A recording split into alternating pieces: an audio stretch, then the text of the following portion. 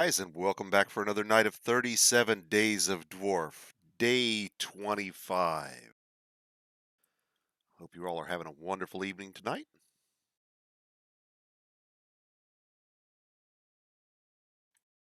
Just a second here. I'm going to take care of something real fast.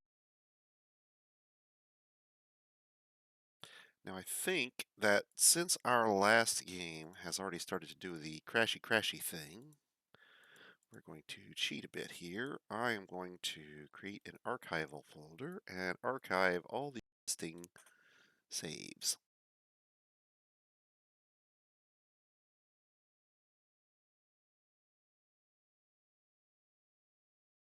Not real exciting. Bear with me here a second.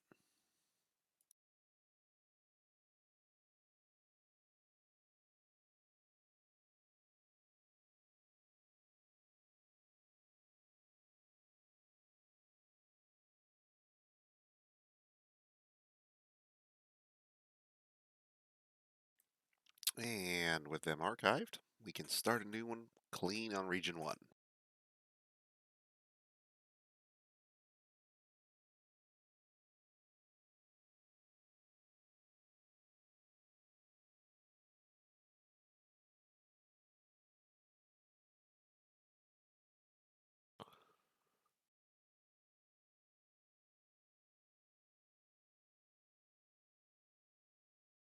Still want to try and employ the micro force,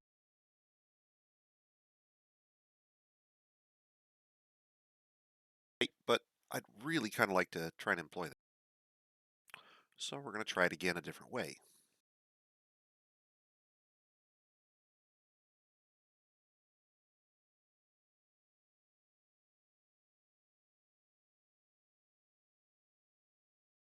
And we'll use the same setup as last time. Try and embark in the same spot even, maybe. See if we get it more stable if we're on region 1.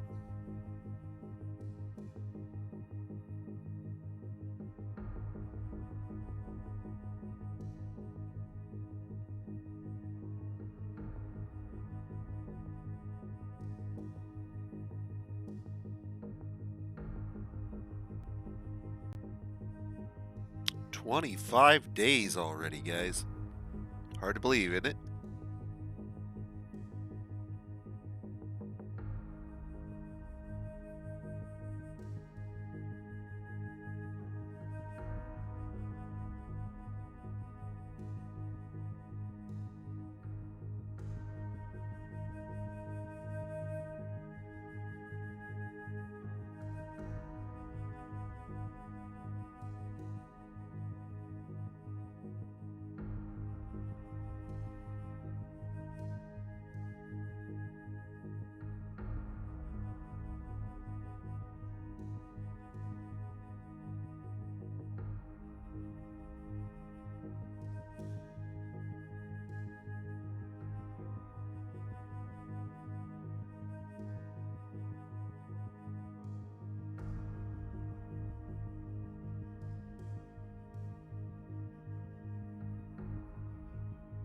We're going to wind up and finish at year 200. So if we use the same settings, we're actually going to have the same exact world we had last night in theory. We'll do a quick export, although I think we did it before, just to be sure.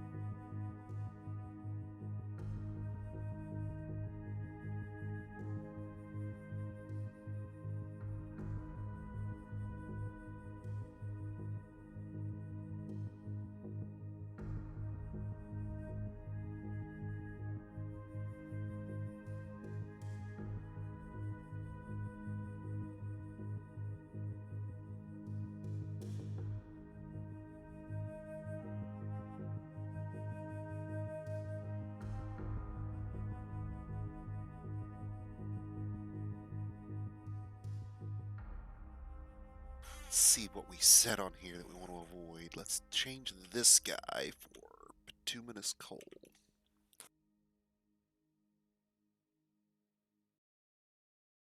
And we'll try it again. I think that was the difference we changed last time.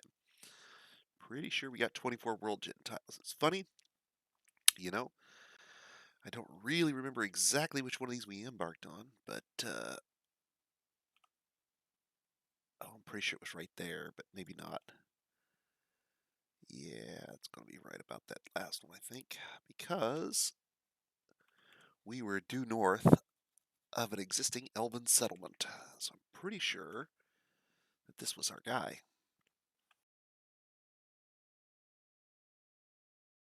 Hey, welcome back, Bishop. Timed it good, man. We're going to restart tonight because we crashed this same fort last night, and since we crashed the glacier fort out so hard, I'm going to kind of bend my own rule a little bit, and we're going to restart that same fort in the same spot if I can. I'm pretty sure this is the same spot, and we're going to actually build the same fort again on the same spot. I think I might be off by one world tile here or so, but I don't think so. Should be really close to here. This will have everything we want, just like it did before. But the only difference is we're hoping we don't start crashing like we did last time. Hoping we don't have that problem. So how you doing tonight, Bishop? Getting by?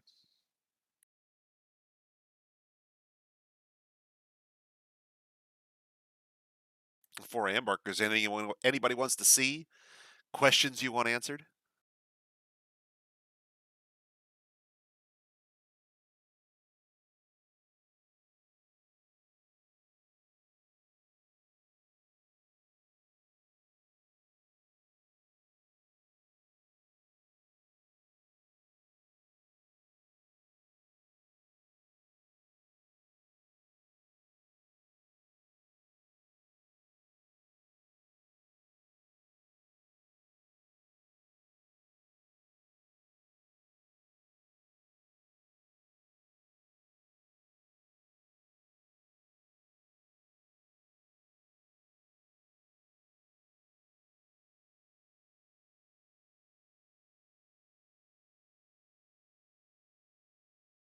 Well, okay, we'll save that for a minute.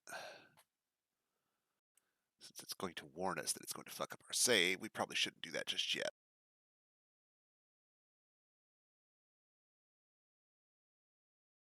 All right. Well, shucks. Since y'all are so chipper to speak up tonight, I guess we're just going to go ahead and run with this bad boy. We're going to do the setup a little differently than we did last night. See, last night I took 2 miners, and this time out we're going to take a bunch more. Because I think that our primary weakness with respect to the people who do this with population control is that we end up with a situation where we're not getting dug out fast enough. I can't get enough labor to get dug out fast enough. Oh, don't sweat it, Bishop. It's all good. It's all good. Anything you want to see before I go any further in? I mean, I didn't open this guy up in Legends mode on stream or anything before. It's the same embark, so the folks who tuned in last night before we crashed, we're going to be replaying the same map they were on.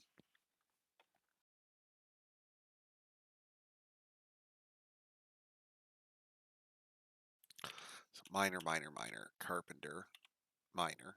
That's 4 miners, and then I need another miner and a glass maker. We're going to get him to work real early this time.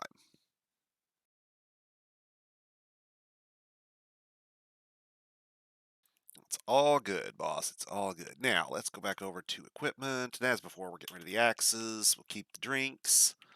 Although, as before, I'll drop these to 15 each and pull in the extra drink type.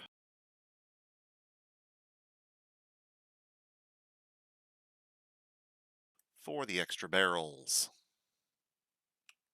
Seeds should always be taken in abundance. Probably probably should go all the way to 25 on a couple of these, especially the pigtails.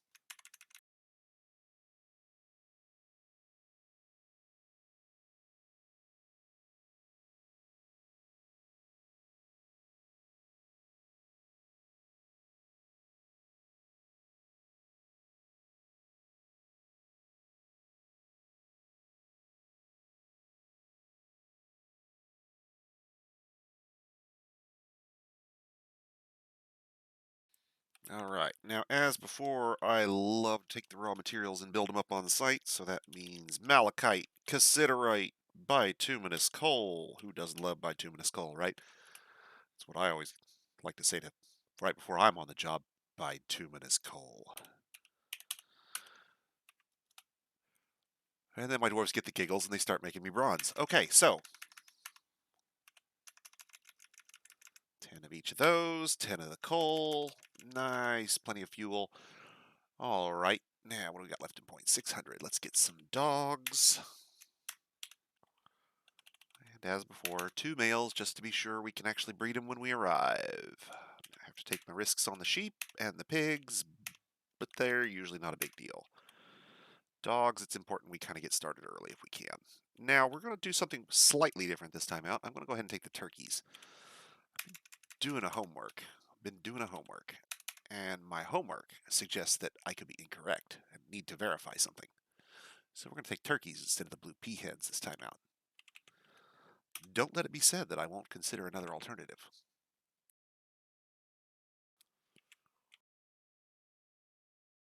Somebody cue the heresy noise here, please. Let's see here.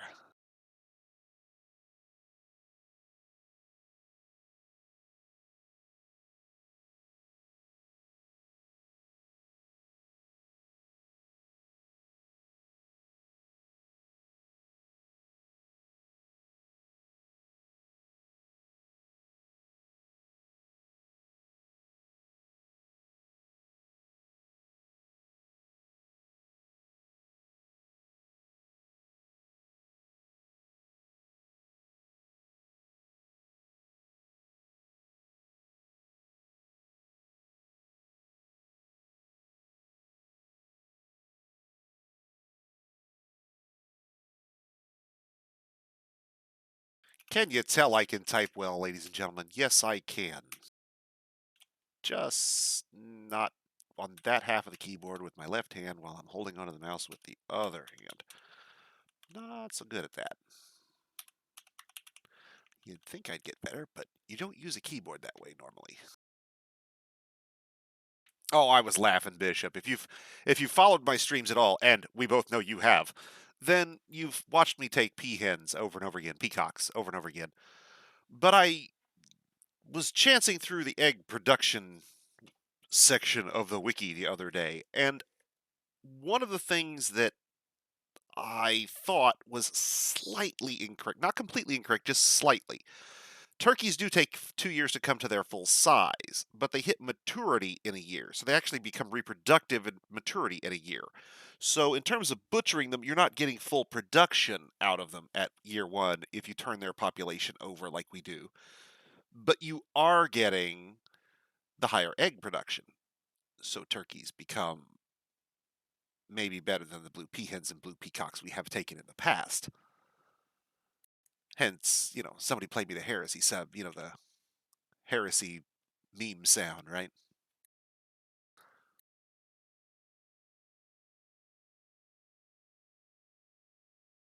All right, now I'd love to take a lot more of these picks, but I can't, so we won't. We're actually not going to take any. I am going to double up on some of these guys, is what I'm really going to do. While they are doing mining and he's doing carpentry, and that guy's making glass, a couple of these guys. So if we're going to do, they do when fully grown. They do when fully grown, but that's the catch. They take 2 years to hit full grown. So the problem you're going to run into is that our turnover is yearly. So I'm betting that we're going to end up butchering them before they hit their full growth.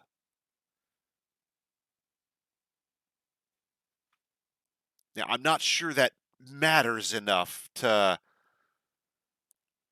Right. That's really the question there, Bishop. Because for me, it's not really about the eggs. It really isn't. I like the eggs. The eggs are great, and I'll take advantage of them. But the eggs are not really what I'm there for. The eggs are try to maximize while also getting the other stuff. You'll always get one skin out of a turkey, or a peahen, either way.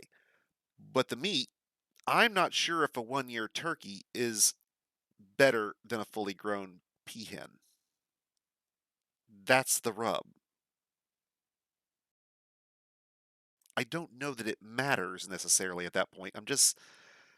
I want to know the answer. Some point, I'm going to have to sit down and run a test fort on it. Literally embark with nothing but those 5 turkeys and watch them grow for a few years, get to a certain population, or set up a test fort where we do an embark with just 10,000 points, and we just bring as many turkeys and peahens as we like, and we can do a comparison afterward. Meat versus eggs for the two animals. My suspicion is, since the turkeys lay more eggs, if you can get them fertilized and they're reproductive at a year, you're going to end up better off because you're going to end up with more birds faster, and you'll be able to turn over more birds in total by virtue of their higher egg production. See, we've all been looking at egg production in terms of just the eggs as food, but the eggs are also the gateway to their reproductive cycle. So if they're laying more eggs, you end up with more birds, and more birds may easily offset a little less meat per bird.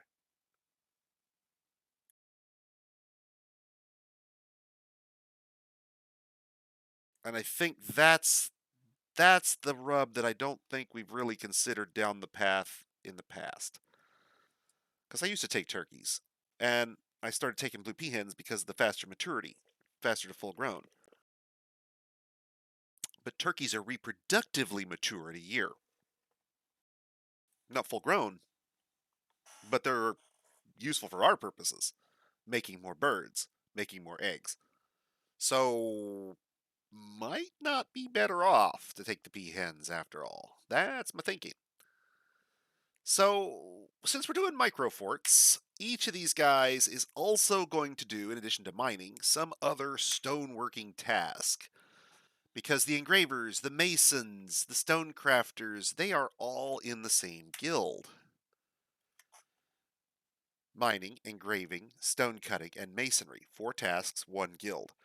So, by doing this, what I'm going to do is I'm going to give them all, mining is a primary skill that they're all good at, and then they're all going to have a fallback that they lay back on when they're not mining. They can do stone crafting, or they can make me blocks, or whatever. But since they're going to be in the Stonemakers Guild, and I'm going to be using them that way anyway, I might as well go ahead and take advantage of it. Likewise, our carpenter here would be better served if we can get him onto a few other wood skills. Let's see. Namely, let's do something like wood crafting, for example.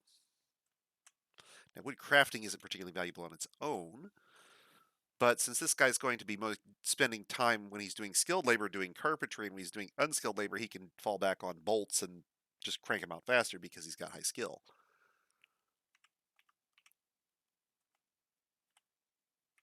Let's see. Now we've done stone crafting. The other thing that falls into this guild, I suspect I'm going to want to do is. No, I don't want to do mechanics because we put that in the admin group. The scribes are also putting all our mechanics in and climbing into the underworks of the city. If you want to be a city planner, you should probably expect to visit a few sewers. All right, so we've got our miner. And I guess we do want to have more engravers than we normally would. See, that's the catch. I think that what we're going to run into is that taking these guys as. And then Glassmaker also doubles up as a forge guild. Uh, Firecast, for lack of a better word, right? For you Tau players, I guess. Um, but I think I want to take gem setting for him. Normally, I wouldn't take gem setting, but the idea here is that we're getting him prematurely skilled up in two of his guild's skills. If we really wanted to be covering the gamut, though, then what we would do is we'd drop him back to, say, adequate here. We make him an adequate cutter, and we make him, say, a novice plotter and glazer. See, now I start to run out. See, there are a number of skills in each guild, and I can't cover them all. So covering the important ones seems like a better goal to me than covering just the handful. We'll start to spread out once we get new people in. But if I can, I'm thinking I'm better off balancing the other way just a little bit. How many engravers did I take? 3 engravers and yeah, 3 engravers. So I think instead of miner on this guy, miner engraver, we're going to go back and we're going to do glass maker. And I know this sounds like I'm putting all my eggs in kind of one basket, far more than I normally would. But if we're going to be serious about doing the whole microfort thing, then I think we owe it to ourselves to start with some folks who can do those things we're going to consider necessary right out of the gate to be done at a moderate level. I would never embark without a carpenter unless I was going someplace with no trees and I wanted to have my dwarves sleep on the ground. Because beds, like I said, is the one thing that every dwarf in the fort touches. Every dwarf has a bed. If you can get them a high quality bed, then that's one nice thing in every dwarf's life guaranteed. Um, if we can take a couple of glass makers along and we can make glass furniture relatively quickly using the sand on site, then we can use uh, them to furnish the fort relatively quickly. We were doing okay with the one glassmaker that we brought with us, using him for all the skilled labor, but we were really kind of bottlenecking a little more than I'd like. Um, when we got to where guild halls started to be requested and we were getting the larger migration waves prior to the first crash, or was that the second? Doesn't matter. Um, when we started to get the larger migration waves, I suspect that he would not have been able to keep up once we moved on to doing bedrooms.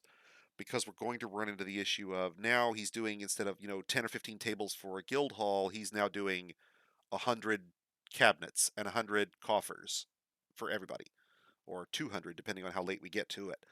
um, I think that we are better served to get them early on pitching this stuff. Now that does leave us with a weakness. We don't have the weaponsmith, and that's what I think we're going to double up on here. So this guy will make trap components, and it doesn't matter whether he makes them out of metal or he makes them out of glass. He's going to make good trap components for us for trade. We don't have a grower, but if we're going to commit to the microfort design, then we are using everybody as growers. Our cloth makers have a specialized set of farms that they're going to use to produce cloth for us, but aside from them, everybody else is going to have their own uh, small farm plots to help supply their own guild. Everybody kind of doing all the labor at once. But as we spread them out into their separate areas, they'll cross over less. So our first guild out of the gate we're going to set up is going to be the Forge Workers Guild. Weaponsmiths, glass makers, armor smiths, metal crafters, uh, smelters, kilns. Also ceramics, because we're going to do glass, pottery, and gem setting. Give me just a second here, guys.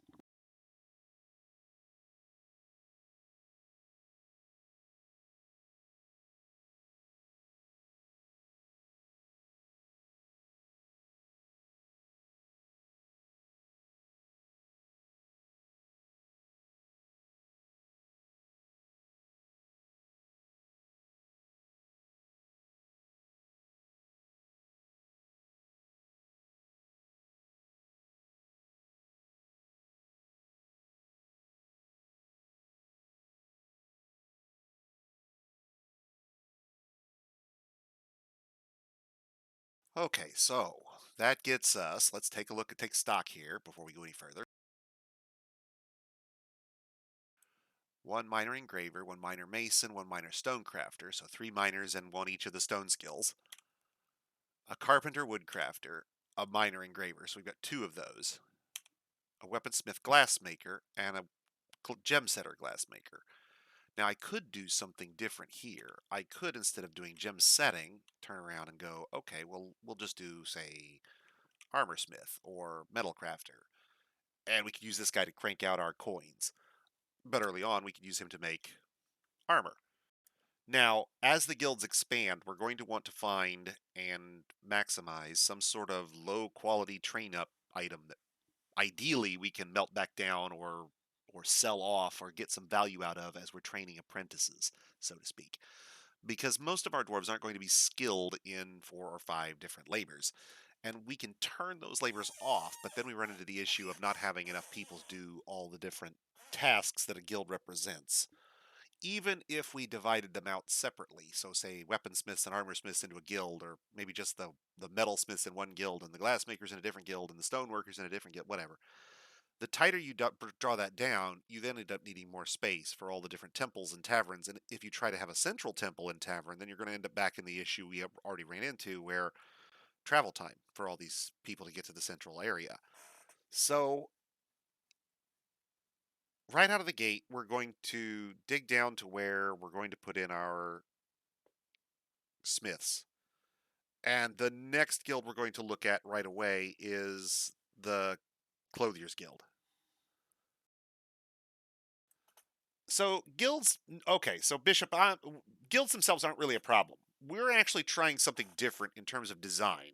If you've watched my prayer forts, and we both know you have, but uh, in Prior Forts, I would have done a fairly standard cylindrical fort, right? You know, it's a skyscraper underground. It's a very standard design. You can tune into any of my prior streams this year. You're going to get an eye full of it, because that's what I do pretty much every time.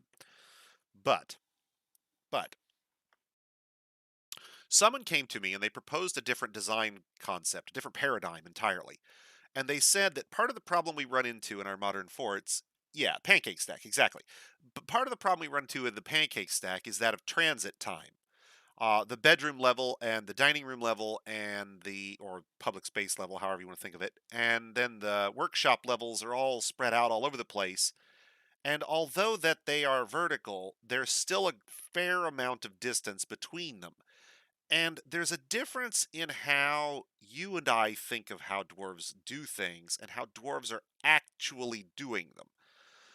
And I watched this because it does seem like what I'm being told is correct, and it may mean that we need to shift up our entire concept of what makes a good fort. And here's what I mean.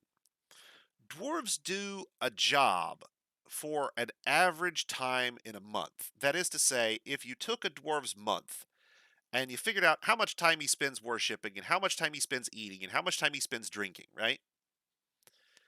And how much time he spends in the library and how much time he spends in the tavern and how much time he spends at work, how much time he spends asleep, all those different tasks that dwarf is going to do in a month, right?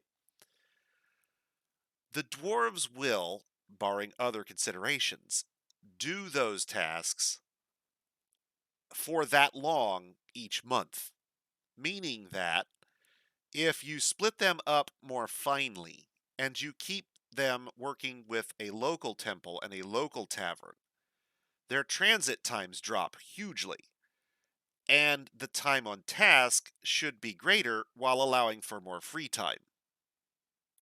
But that implies lots of little micro forts. Each guild basically its own self-contained micro universe in a sense, right? The smiths do their business, the smith stuff, and the stoneworkers are in the stoneworkers hall, and they really have no reason to go see one another unless they're moving ingredients between the two guilds. You following me? So you don't need as big a temple necessarily, or tavern. It is, but it isn't. So here's the kicker. If dwarves are doing these tasks for a period of time every month, but they're transiting around based on doing them in uh, some arbitrary advanced order, and I forget the order. You'll have to forgive me.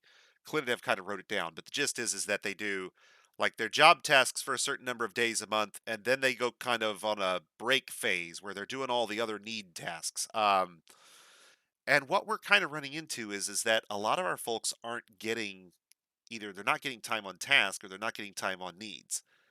And so my goal is to try and mitigate the time that they're spending transiting because dwarven transit time takes a long freaking time. Dwarves are either really slow or the distance that we're imagining dwarven tiles to be is just far greater than I imagined it. So we want to kind of keep our guys close by. Does that make sense? The catch here is that we're going to minimize the transit time by making the guild halls and the taverns and the temples into uh, the same hall where the stockpiles and the workshops are. So there's no transit time involved for these micro forts, except for when they leave the stockpile workshop, guild hall, dining room, tavern area and move into, say, their bedroom, which is a few steps away on the same floor.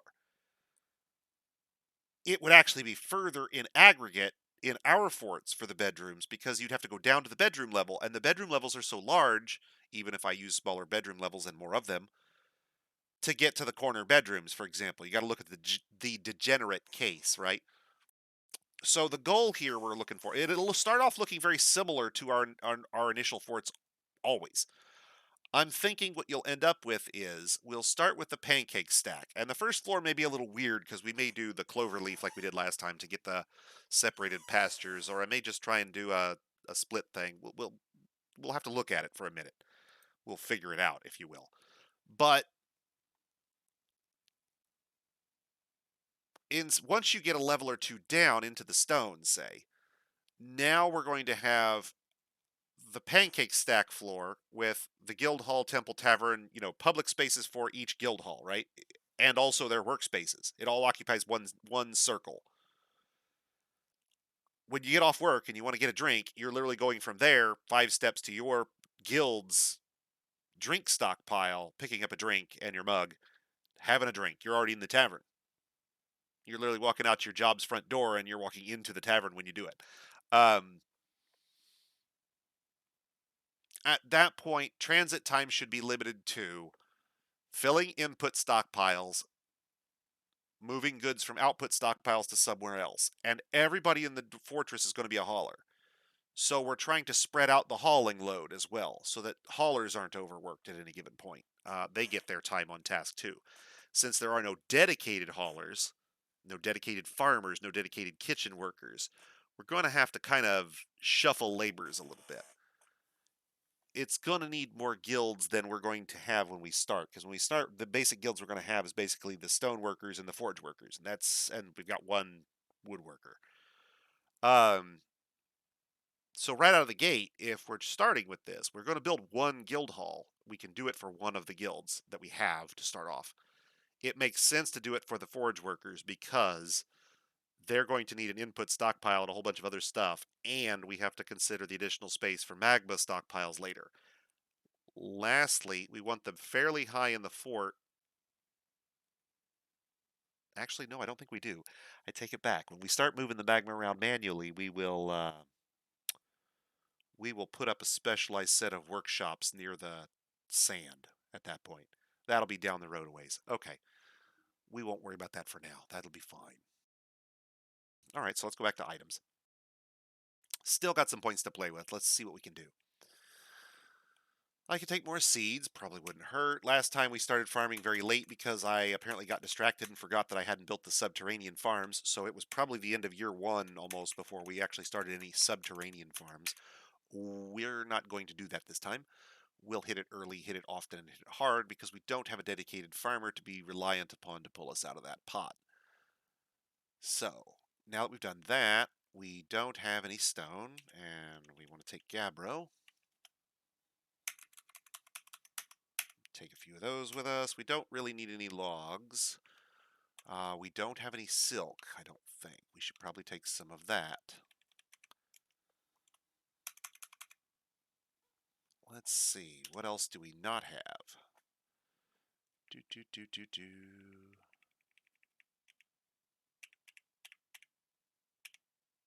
Took all the milks. Gypsum plaster wouldn't be a bad choice. And we didn't take any sand, did we? No, we did not.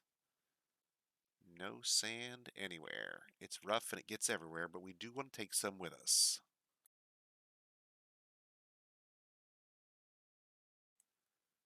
And I think I have to give up some cave spider silk for it, and we'll give up some gypsum plaster for it, because I do want to take a good chunk of it out of the gate.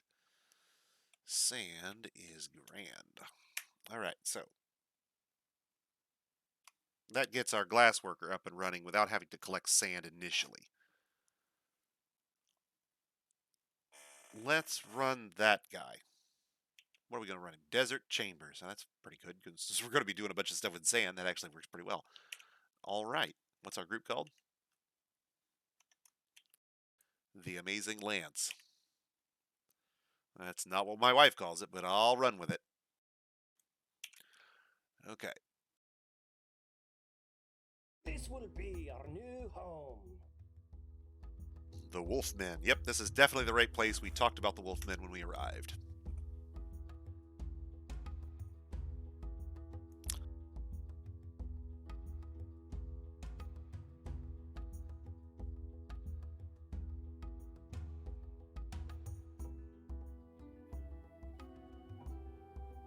Designation right out of the gate than we did last time. Yeah, that's our swinging little brook right there, and then there should be an area in the ponds right there. Yep. Plenty of room for our little clover leaf right here to dig down right there. And our wagon is right there. So, yeah, I'm pretty sure this is exactly where we were before. Okay. First things first, we can designate all those trees for cutting because we know the green hill will come back no matter what we do. And we will go way wider than we actually really need because we want to make sure every tree within a 5-mile radius is destroyed. Okay.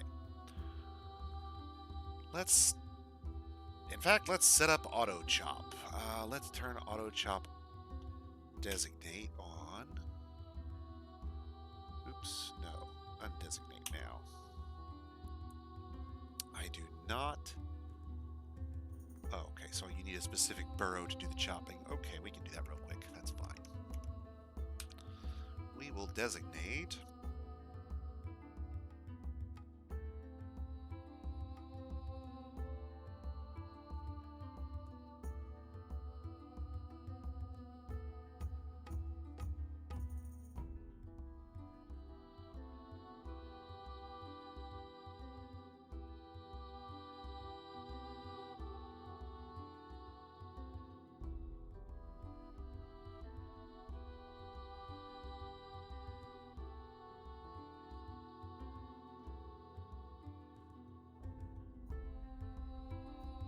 Now that's not actually a burrow. I'm going to be using that for auto chop.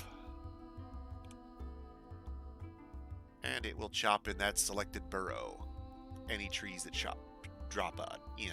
Now we still want to put down the yard cloth over our actual pancake stack central hall because we don't want to run the risk that trees grow up over that, just like before. But we can go ahead and turn auto chop on and tell it there is no limit, and then set a limit, minimum logs of maintain 1,000. Don't care when you stop. Actually, no, I just don't even care if there's a limit. Cut everything in that area. Just keep it done. Skip special trees, no. I think we're good. Go to it, auto chop. Okay. Now that's taken care of, let's do a little underground designation, shall we?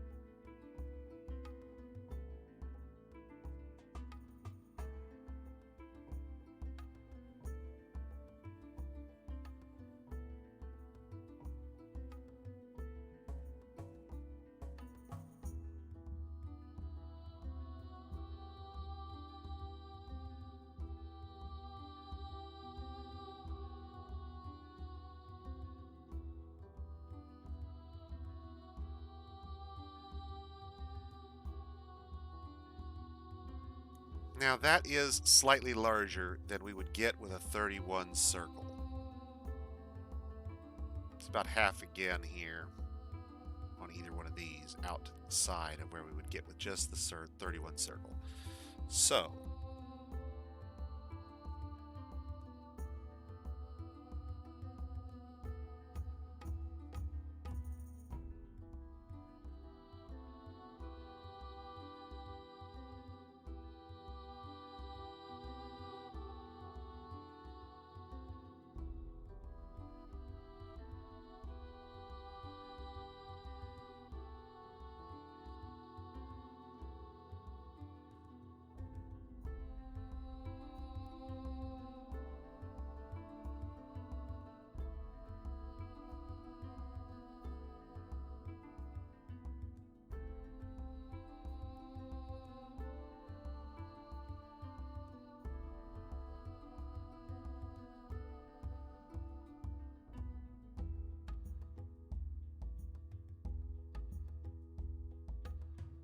and we can put small strips of surface crop farm in each one of these and should be able to use that to generate our cloth.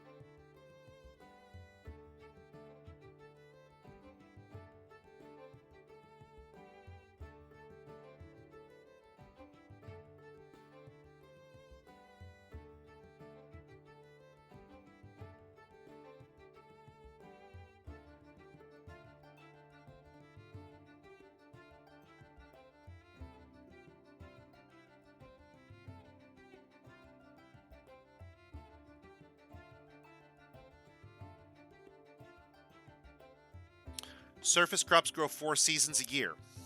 That's the big reason. You can probably get by if you're doing it with underground crops and you focus pigtails or you build special plots for pigtails. You won't have a problem. The problem you're going to run into is that pigtails only grow 2 seasons a year, and if you're not dedicating enough plots per year to them, your cloth production suffers. Or if, say, for example, they get brewed instead of processed. 4 seasons a year of rope reeds at the same product value as pigtails means that I can be twice as productive in the same arable tile space without losing value.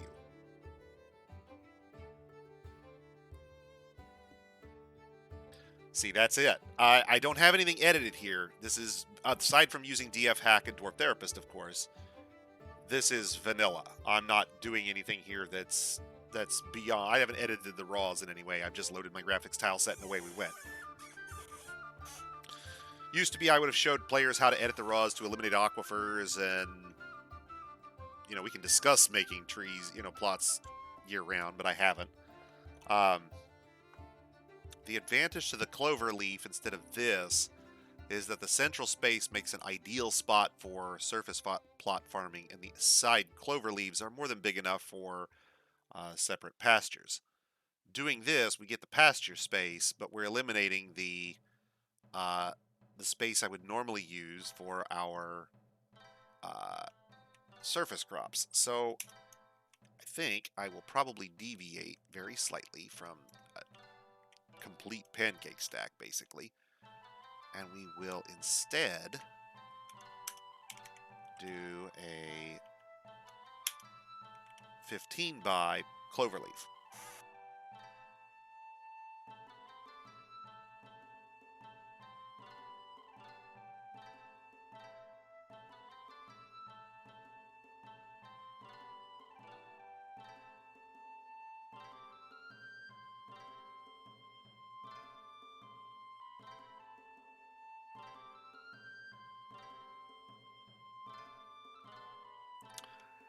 The reality is that folks aren't going up to the pastures very often.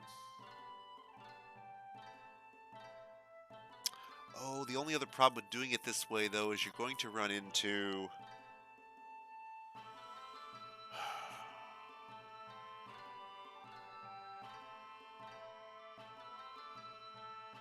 going to run into crossover more heavily that way.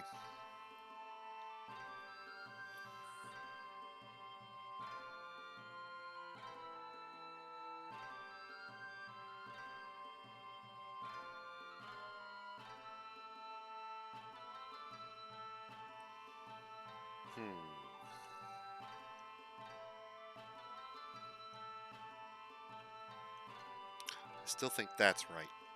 So we're going to get rid of these.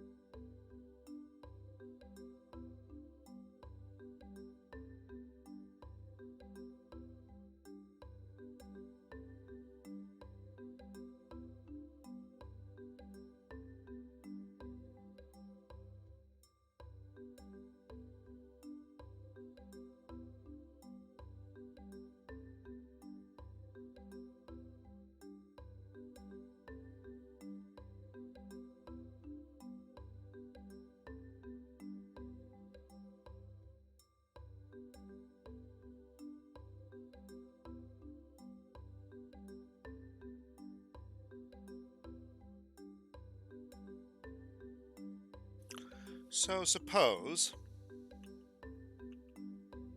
farm plots, farm and pastures, farm plots and pastures. This is the first level I think, if we're on the same spot, that this is stone. And at this point, we could start building guild halls. So pretend for a moment all this is just pasture space up here for a second. Okay. The next area down is going to be kitchens and clothiers, because everything they need is going to be on the levels above them, right there. So we won't have them close.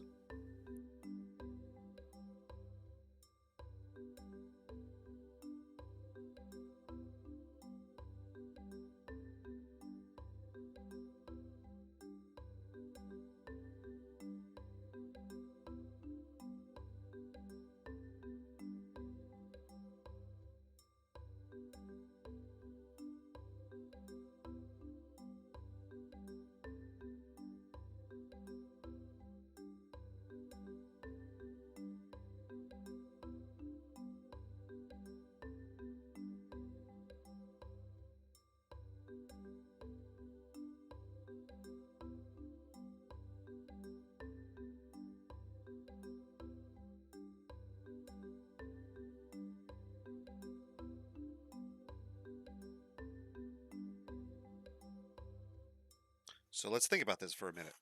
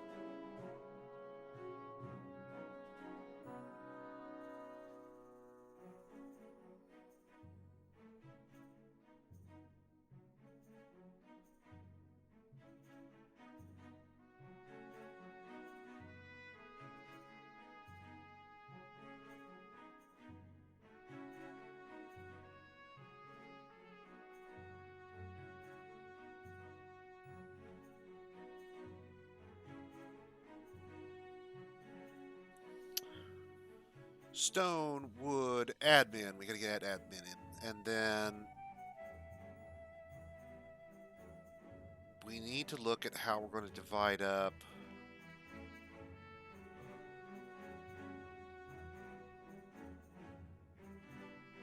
I think the animal workers end up taking the animal processing skills as well. So fishing and cleaning and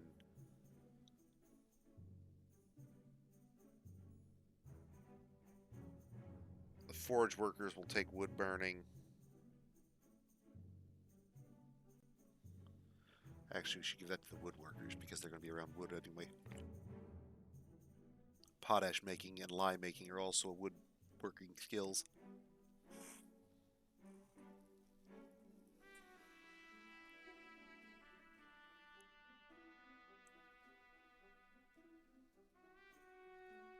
Okay, we need admin.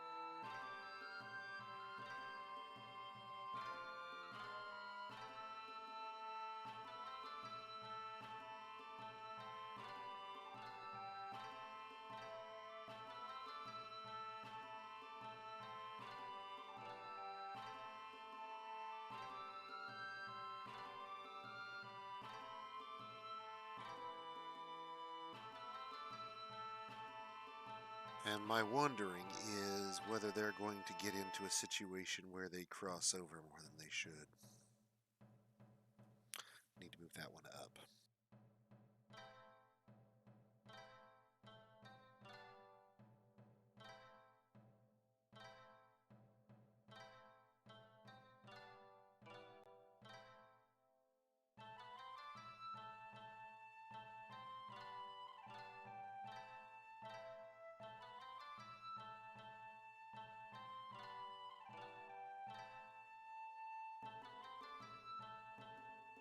I think it works out about like that.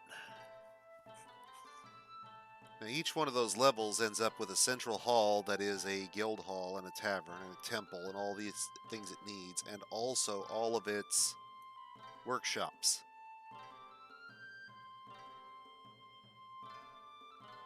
So we're still going to have our micro forts, but we're going to potentially get crossover more than the actual micro fort design normally would. And we run the risk that I don't know if that's actually a problem though, especially if we use admin as a general.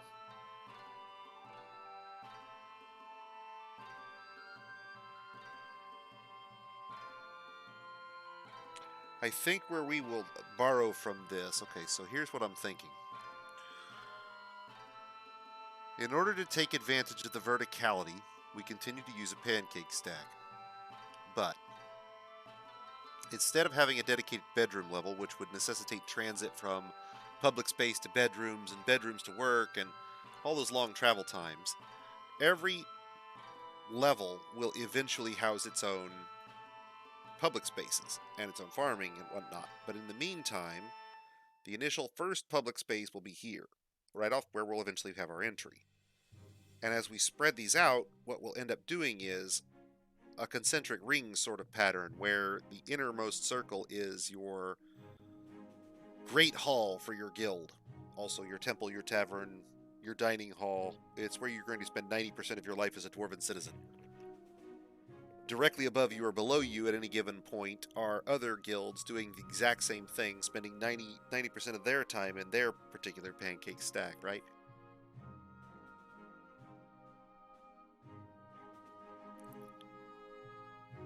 We can use the hospital level of the pancake stack for our initial Great Hall. That gets us out of having to worry about who's first in case we guess wrong about who's going to come in terms of skills. We could start off by doing a Forge Workers Hall, but if, say, we get a mass rash of clothiers, all of a sudden we're going to get screwed. They're going to need a clothiers guild built, and we've spent all the time and effort pre-building the Forge level when that ends up not being what we need. If we were going to pop cap this using the launcher, modify our population cap to say 30 and then allow no more dwarves than that to start so that we come up to our population cap, seal ourselves in, and then spend 5 years working on our separate guild halls, we could probably get there. But if we're going to have unrestricted immigration, then we're going to have to think about having one guild level and then expanding out from there. We still are going to end up initially with bedrooms all over the place, so to speak, and the transit problem. Because there's going to be one guild hall, one temple, one tavern initially, right? But we need to be able to designate that to avoid dwarven unhappiness while falling back to eventually create their own separate areas. Now, this waste level is not waste level for refuse. This is underneath the forges. You can't put anything because there's going to be holes in the level with full of magma eventually. Maybe not initially, but there will be. Now we need to add in stockpiles if we're going to need or have additional stockpile space. But I'm thinking that we should be all right as long as we go large enough. If we're going 31 large, I know we're big enough. Um,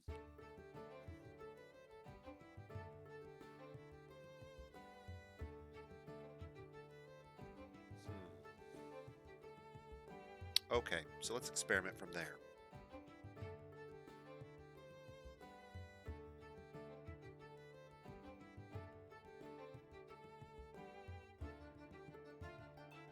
So from this, that would be second pasture space area. And then we'd have the cloth makers, kitchens, animal workers. Probably need a stockpile level for prepared goods. Woodworkers. Storage stockpile. Or allowance, I guess I should say. Admin. And I'll give it one more for good measure. Admin. Okay, so this is going to be our first guild hall.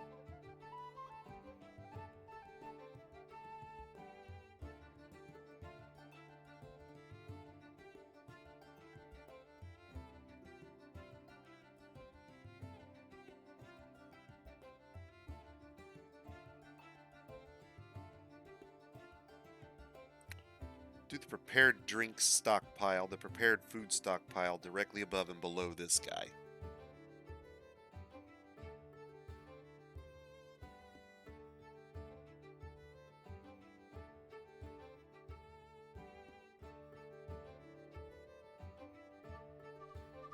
Now those are going to be global stockpiles that will feed these sub-stockpiles. We want to allow people to make their own food.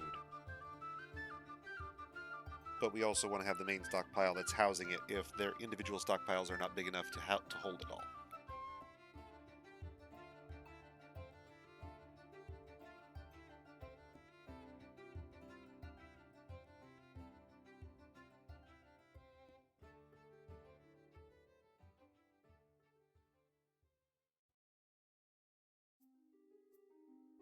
Pasture, pasture. Cloth makers and kitchens. Allowance. I should make that note here.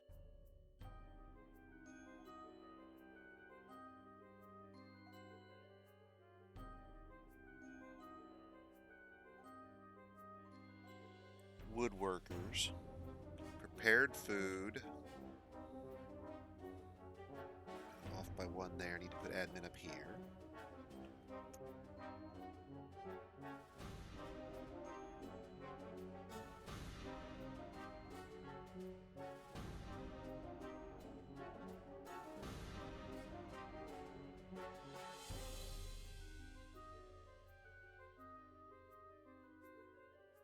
Prepared food, admin, prepared drinks, stone workers, miners, engravers, forge workers, waste.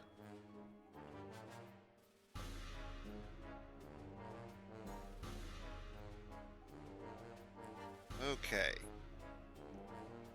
And let's see if we can get ourselves some caverns punched. Okay. Back up top, make sure we don't have any connections here we don't want. It's okay for this to be dug out. We're going to need it right away, but I don't want to actually do it that way.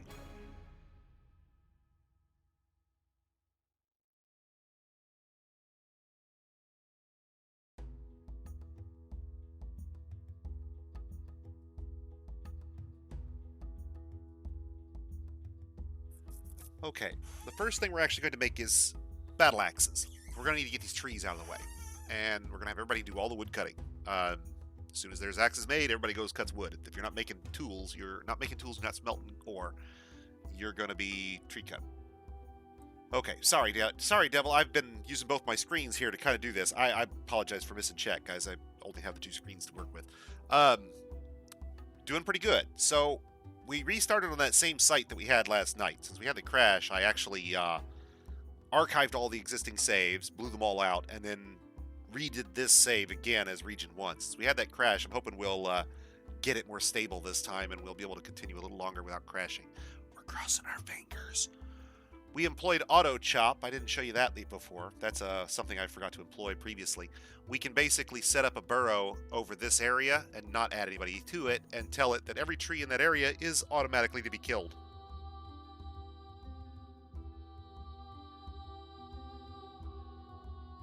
And so they'll automatically re-butcher the trees as they respawn. Now, we'll still have to put down the yard cloth. That doesn't get you out of the whole pancake stack puncture problem.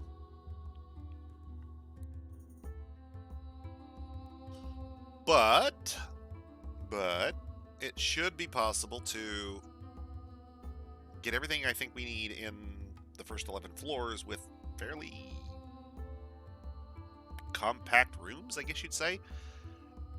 And then we're going to have to look at how to do concentric ring rooms, because I've never done rooms around my circles. And we can do antenna designs, of course, but it would look really, really awesome if we could get some sort of... An excellent question. Not a bad question at all. Okay, so here's the difference. Mining is removing the wall on the same level you are on. Now remember, walls also come with a ceiling, so if there's a floor and somebody's standing on it up above and you remove that wall with mining, you're also removing the floor from underneath them, normally. For constructed items, I mean. Now, for when you mine, normally you're not doing that. You're mining just on your level and you're not taking out the ceiling or the floor. Channeling removes the floor where you channel and also turns the wall below you, below that spot, into an upward ramp. Okay? Channeling is like digging a ditch. Yes, you can accidentally kill dwarves all the time if you mine in the wrong spot. What's more, you can mine in the right spot, the dwarves can do it in the wrong order, and they can kill themselves. It's even better. We mined out a staircase on the glacier fort, and the one guy doing the mining managed to stand on the one spot he was mining out and killed himself by falling into glacier water and drowning.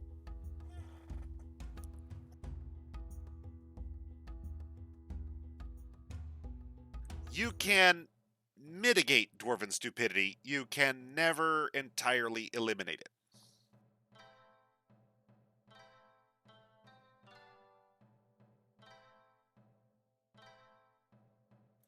burrows. Burrows have the meaning that this is an area in which you are allowed to take tasks. Okay? And you have to remember, task is a very broad term for a dwarf. That's things like sleeping and worshipping and picking up items and moving them and doing their job in a workshop and training animals in a pasture. Any of those things anything a dwarf does other than just stand there and look like a post is a task. And tasks are only done in their burrow. Now, you don't have to have a dwarf's burrow include their transit space. For example, if you have, say, a workshop on one end of the map and a sleeping space on the other end of the map, and the dwarven burrow covers those spaces, they'll go back and forth. But they'll only do stuff if it's fully within those spaces. They won't, for example, most things I don't designate as a burrow. The only thing I normally use burrows for, besides auto chop, which I just demonstrated a minute ago, which is a special thing, and you shouldn't really treat that as a standard burrow. The only thing I really use burrows for normally is what the equivalent of what used to be in the old 2D version, a toggle that you could set to tell your dwarves to go inside, basically, and they would run into the fort. You can't do that in the modern version. There is no go inside because they don't know how to define inside. You define inside. You define where you want them to go. And the way you do that is you set up a burrow. And so once we have a fortress actually built up, at least a little bit, even a bit, I can designate a burrow that I call inside. And when intruders come, I can flip that burrow on. Everybody runs in the house. We close the doors and we're safe. Or everybody runs inside and we send out the militia and they're safe. You follow me? Burrows are all about jobs, whereas mining and channeling are about architecture changes. Does that make sense? Now, think about that for 10 seconds and see if it strikes any other questions in your head, because there's actually, Devil, there's actually I wish I had a link to it. This is one of those things where if I had any brains, I'd put together a list of tutorial resources I could immediately link on stream. There's actually out there on the wiki a little diagram for the difference between channeling and mining. Hang on a second.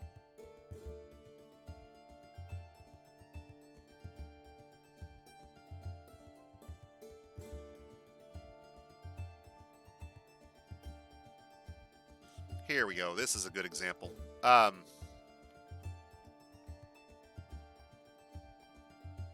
right. I know this is a little small, but bear with me here. No, that's okay, Devil. That's okay. Take your time. You ain't got to rush it, man. But I'm going to explain what we're doing here. Imagine for a moment this little pyramid is your dwarf, yeah? And you tell him to mine this tile. What he's going to do is hollow out that gray tile and leave the ceiling and the floor untouched. Okay, he won't touch those. But if you tell him to channel this tile, right, he will eliminate this wall, the floor underneath it, and this wall below it would actually become a ramp. Okay, you're digging a ditch, in other words. Make better sense now? So mining is all on one level, channeling goes down.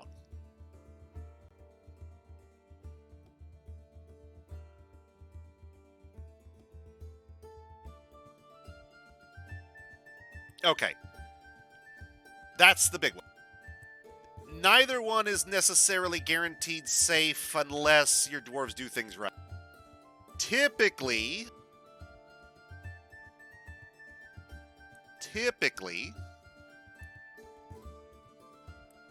it's safe to mine. But you got to remember about support. You can't cut off the last chunk of land that's holding something up or you'll get a cave in. And that's even more dangerous than just cutting out one dwarf. You'll probably kill many that way.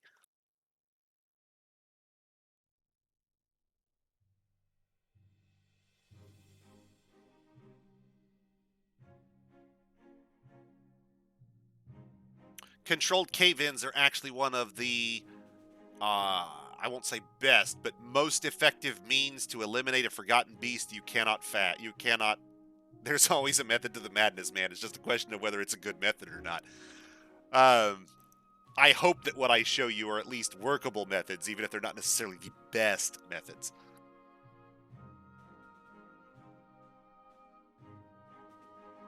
when the mathematicians finally describe their final theorem and turn their efforts to defining what the ideal fortress in Dwarf Fortress is, I will be long dead, but I'll be interested in what their answer is.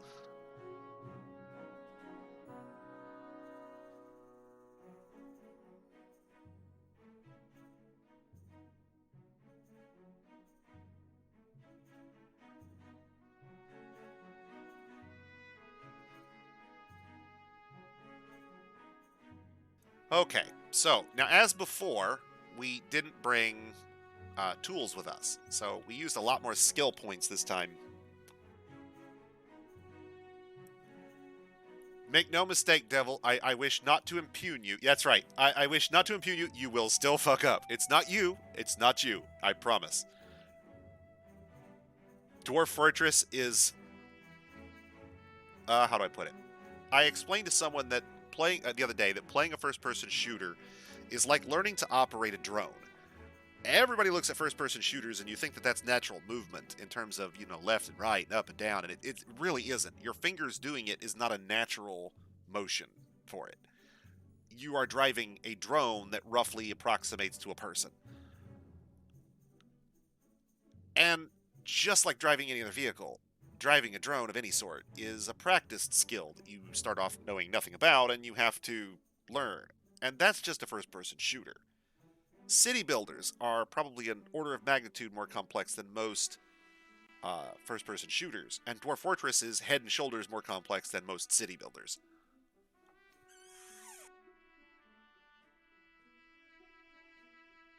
Don't sweat it, Devil. If you have any questions as we go along, like I said, man, I love to answer them. That's helping a new player get over that initial learning curve is wonderful.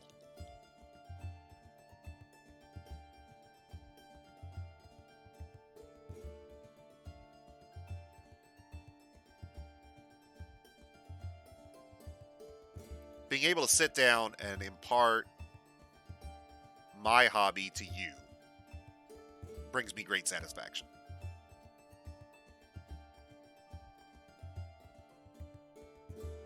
Not to mention, occasionally I'll get some really old grognard who's been doing this as long as I have who will wander through and give me a better way to do things.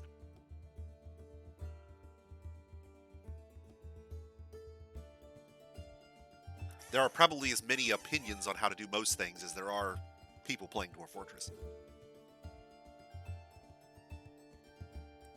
Now, initially we're going to set up our forges and smelters up here because we need to get this done quick, and we don't want to have to move them right away. Oh man, believe me, I love to see folks come out and teach me things because there's always things. I'll tell you where my knowledge starts to fall short, Devil. If you really want to know where I'm going to leave you in the lurch, is when you start getting to the point where you're set up. You have a mature fortress. You can seal the doors. You have traps. You have a militia. Um, the question is, it's kind of like in Fight Club. What now, Dad?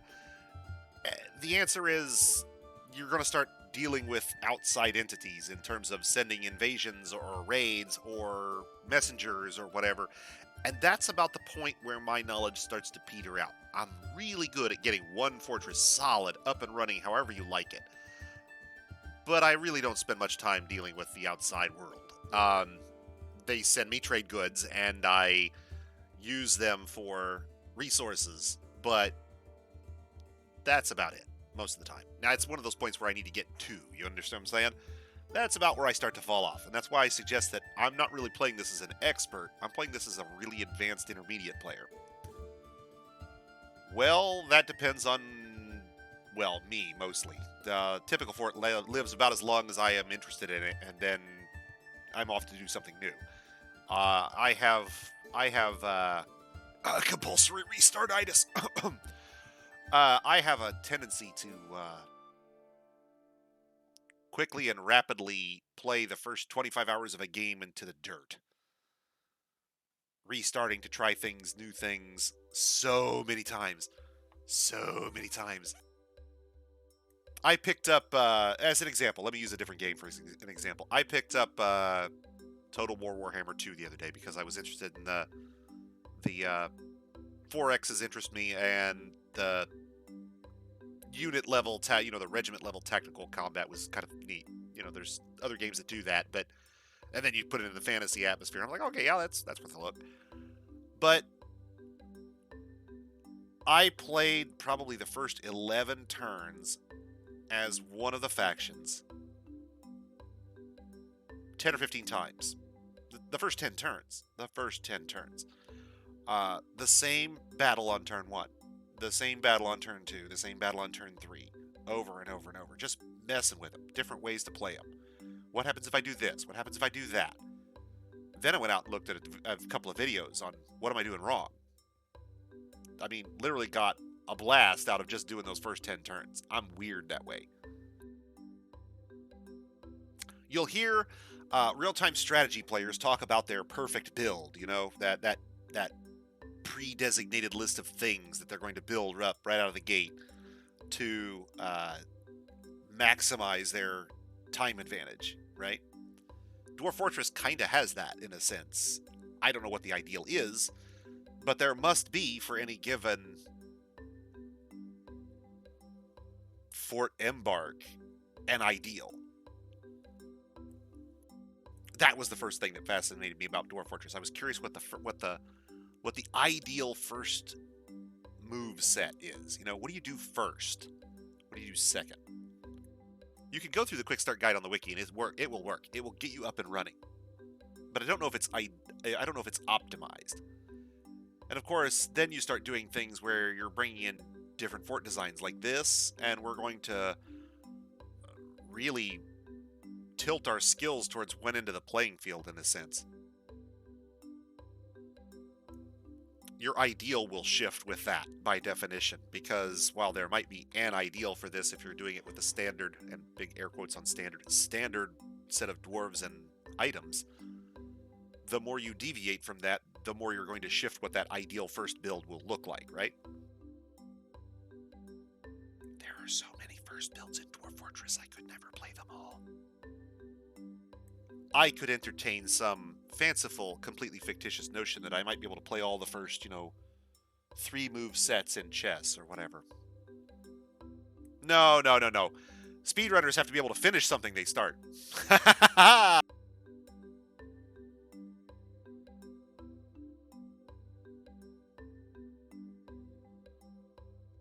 Also, speedrunners have a particular mindset that, while I'm interested in, see, that's the kind of folks who just memorize stuff, and I'm not looking to memorize it either necessarily. I'm looking to find, how do I put it, the inflection points. You know what I'm saying? The inflection points of your first build.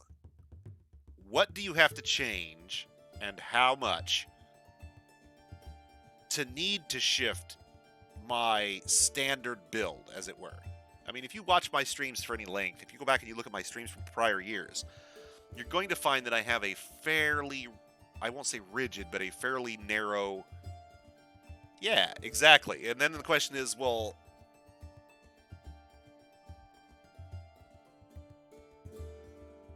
I'm sure if you go around and you look, you are going to find players whose sum total knowledge eclipses my own. That does not surprise me or shock me in the slightest. There are people who devote themselves exclusively to playing Dwarf Fortress, and I do not. I play a lot of Dwarf Fortress, normally, but I don't play like the folks who live it, in a sense. That it is their primary focus in gaming. But yes, always, what can I improve? What can I do better the next time? What can I do with my standardized build that makes it more generally applicable? Or, if I'm going to embark in this scenario, do I know how to shift it properly so that I can take advantage of it? We're experimenting tonight. I'm not sure that this is really the right ideal, mix of skills to bring for what we're doing. But since I'm grouping the guilds the way I am, Klinidev might be doing it with 27,000 different guilds. I don't know. I'd have to look. But I'm trying to lump them together a little more than that.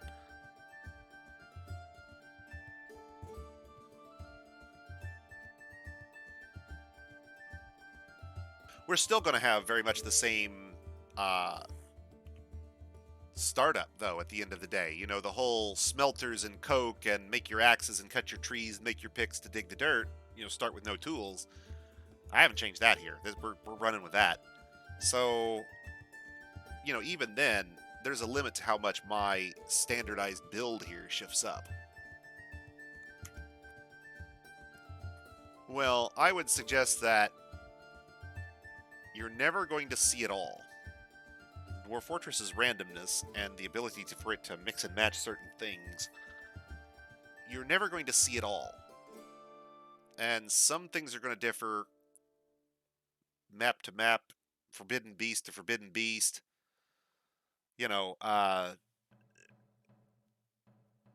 Which sites you're at war with and how much they send and how fast.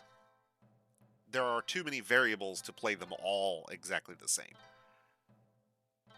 At some point, you come to realize that every Dwarf Fortress player out there, even the ones that know everything they're doing, they're still flying by the seat of their pants at some point. Not because they're bad players necessarily, but because there's simply no way that even a really experienced player can literally have seen it all.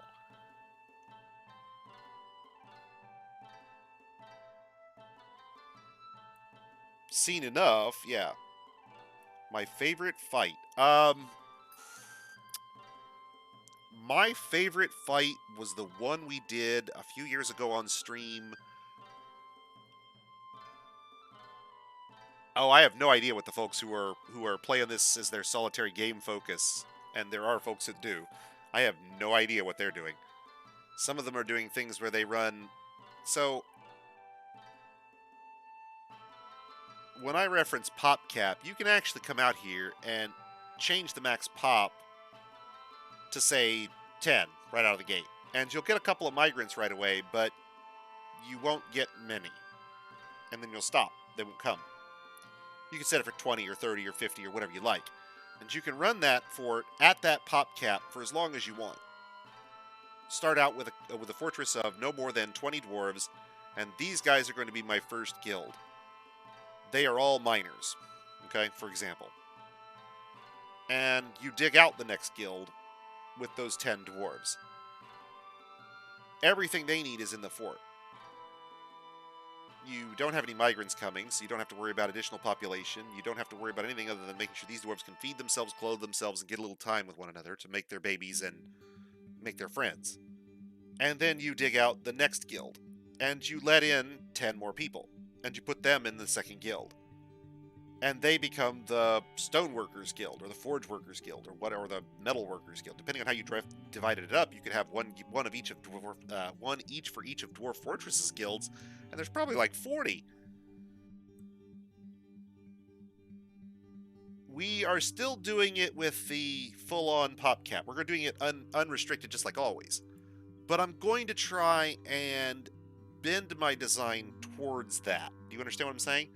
So, what we're looking at in our build is that as we go down, this is going to be a floor of pastures, and these first two are just pasture spaces. They don't fall into the standard micro fort stuff.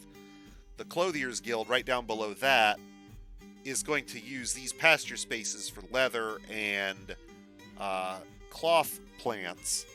The Kitchen Workers Guild, which is on the same floor, is going to use these for meat and fat and food plants and eggs. And the Leather Workers Guild is part of the Clothiers Guild. The Kitchen Workers is going to include our Hunters. So our Hunters are also our Clothiers and also our Kitchen Workers. And they'll be a fairly large guild because that's a large number of skills to have to deal with. So we're going to have a lot of them to make sure we spread them out. We don't want to run into a situation where there's too many people doing jobs and not getting time. So the micro fort design is usually run by folks who are doing strict pop cap control. Then we're not. I don't want to control my population.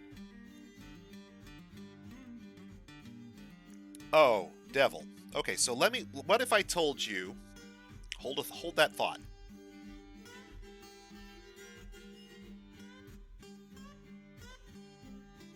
What if I told you that your Dwarf Fortress entire Dwarf Fortress world, everything about your Dwarf Fortress world, everything about your Dwarf Fortress world is in a set of plain text files that you can modify at your will. The languages they speak, the different items that make ammo.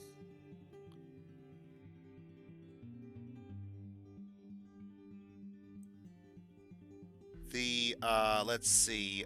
Oh man, yeah, absolutely. I am dead serious when I say that. Let's look at uh, inorganic stone layer, mineral. Here's a good one, mineral. Okay. Well, I don't know that I would say it allows God mode, but it does allow a huge versatility, a significant amount of power in terms of editing and modding. You understand what I'm saying? So when Bishop wanders in and says, yeah, he usually modifies his underground crops to grow in all 4 seasons, yeah, I mean, you can turn on God mode if that's what you're after, but that's not really what I'm referring to. What I mean is that everything about your world is out here in these text files. Default materials, ethics of all your civilizations, the body plan of all your dwarves. Do you want your dwarves to have 6 arms and 4 legs and 2 heads? You can do it. It's not hit points, it's body parts. You got to remember, Devil, this isn't like a game in the sense of D&D. This is more like a simulation. It's not hit points. There's not really a hit points as such.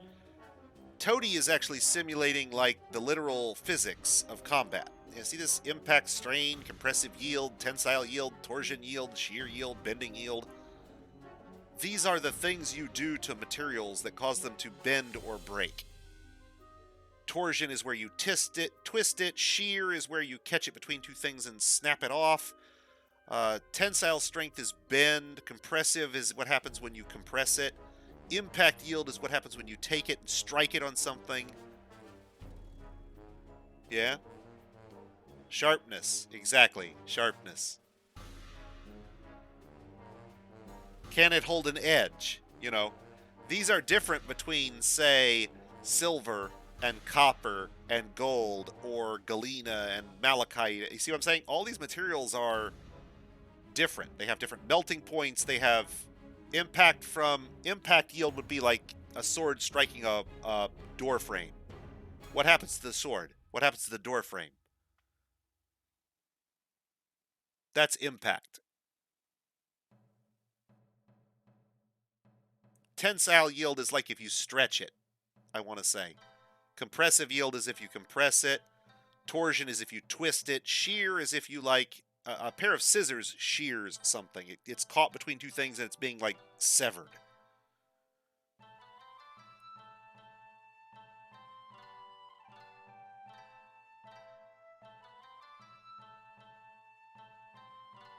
Oh yeah, no, these are real physics terms. Make no mistake. Now, I'm guessing these are rounded off, or uh, maybe they're just zeroed, to give. Oh, absolutely. There are materials here you can't mine and you can't do things with, but it gets more than that. You can modify, if you wanted, every ore in this game to be a metal ore of iron if you wanted. If you add this token to things that aren't iron, they become iron.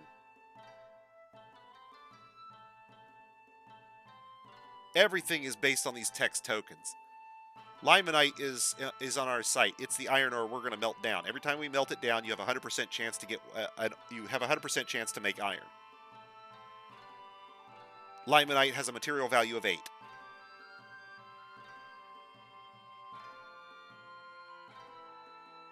Native gold has a material value of 30. Right there. That tag right there is what makes limonite an iron ore. If you remove that tag, limonite is no longer an iron ore.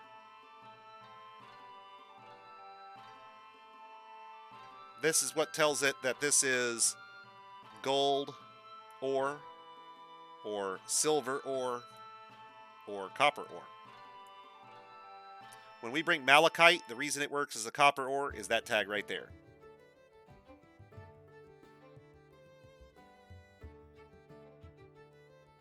Yeah, and then you come down to, say, reactions, smelters, right? So let's look at copper making here somewhere. Bear with me a second. Oh, maybe it's not in here. Maybe it's hardwired for those.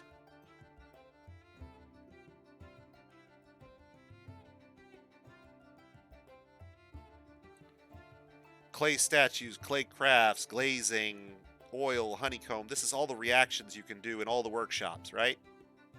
They're all here. They're all defined. They can all be changed. This is all the different things that qualify as weapons. I wouldn't mod anything right out of the gate. I really wouldn't. I'd wander into the game vanilla, wander up against all the rough edges, and figure out what works and what doesn't, what's a bug and what's not, what you have to do and what you don't want to do. And once you know how the vanilla game plays, then I'd look at modding. I wouldn't rush into modding stuff. Now, if you're looking to mod stuff just to learn the game, I wouldn't mod. I would, when you generate your world, there is a setting for embark points. I just crank that thing all the way up. Crank it all the way up. Bring as much stuff as you like. Bring iron ore right out of the gate. Bring iron bars right out of the gate. Just make your. Well, you can go out to the mantis and you can look. You can ask. That's generally how you'll find out the hard way. Unfortunately, is that you'll run into something and you're not sure it's a bug, but you notice something odd behavior and you'll find out that yes, it is.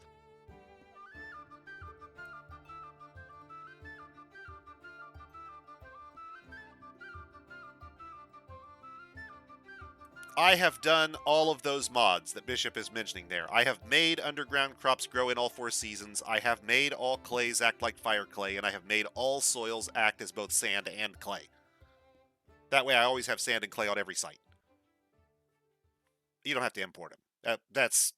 Mwah. It's wonderful if you're just wanting to have a nice casual game of Dwarf Fortress. Go for it. It doesn't matter where you're embarking. You know you're always going to have glass. You're always going to have pottery.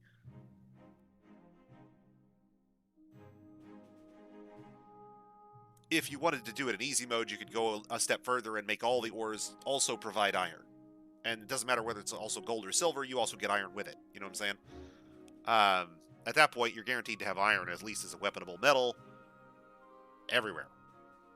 I wouldn't necessarily do that. I'm just saying you can. Now, what we're going to show off here tonight, of course, is pretty much vanilla. I don't think I've modded anything. I mean, not even the aquifers like I normally would. Bishop, the one thing I would mod about clothes, if you're going to do it, would be to make loincloths a native clothing type. They are not by default, but they probably should be. Dwarves will not change their underwear if they arrive with underwear. And the problem is that because they won't change their underwear, they wear it until it rots off. And since you can't replace their underwear reliably, any dwarf who shows up with their underwear on is going to wear it until it rots fairly reliably, leaving you with an unhappy dwarf and nothing you can do about it. Okay, to be fair, you can try to import loincloths. Good luck to you.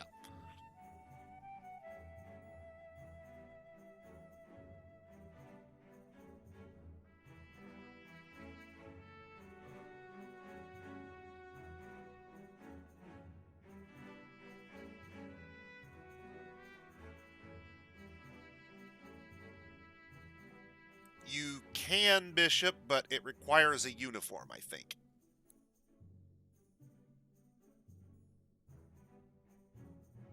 Otherwise, you just make the shoes or you just make the socks, but you don't make both. I think if you give them long enough, sometimes they'll figure it out, but don't expect them to get it right out of the gate.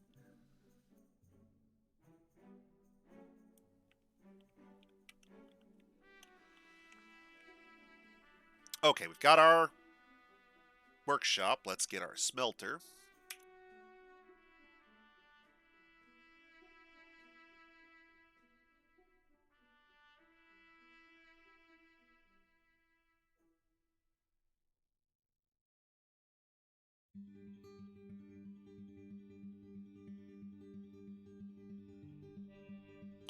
To be honest, if I really wanted to force my dwarves to wear a specific set of cloth garments, I think at that point I would institute a civilian uniform, put everybody into militia squads, and then just leave them never training. The advantage to that is it gives them the ability to go train if they want to. They don't have to, but when they're idle, they will tend to spend some time training, practicing a skill, military involvement, chance to fight if they're sparring. Um, and you can then dictate their layering however you like, including some of the really absurd ways that work, like, 6 tunics or 6 male shirts or whatever the hell the limits are. 3 robes over 6 male tunics over 1 loincloth over 1 pair of greaves with a breastplate and a. The max armoring is absolutely insane if you really want to get to it.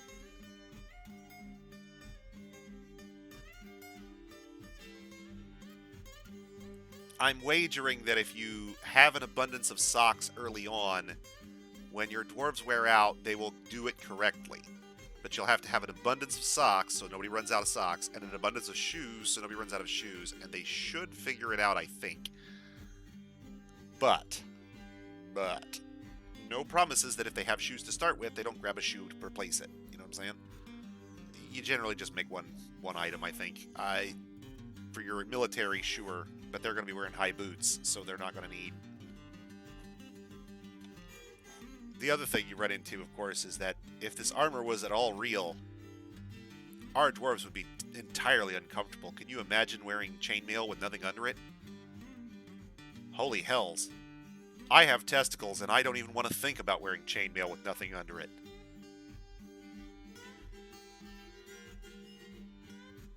Like an octopus with teeth. All over you at the same time.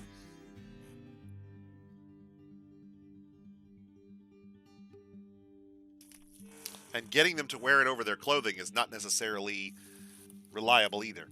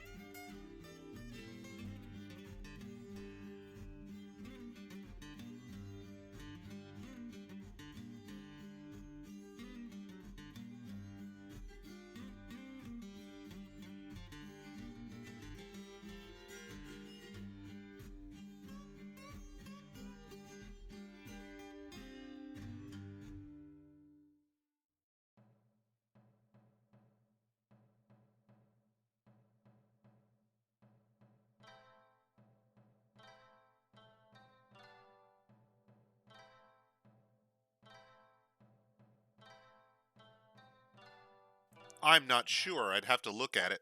What's it about, Devil?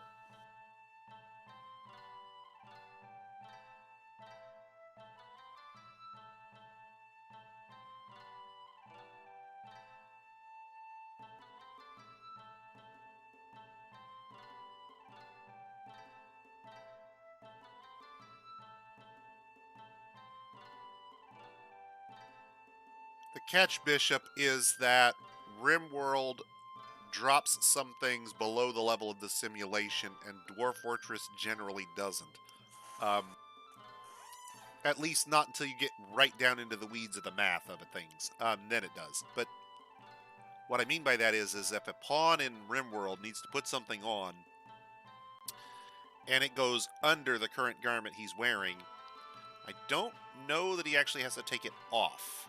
I think he just puts the new one on. And in Dwarf Fortress, it models him taking it off, putting the old new thing on, and then putting the old thing back on.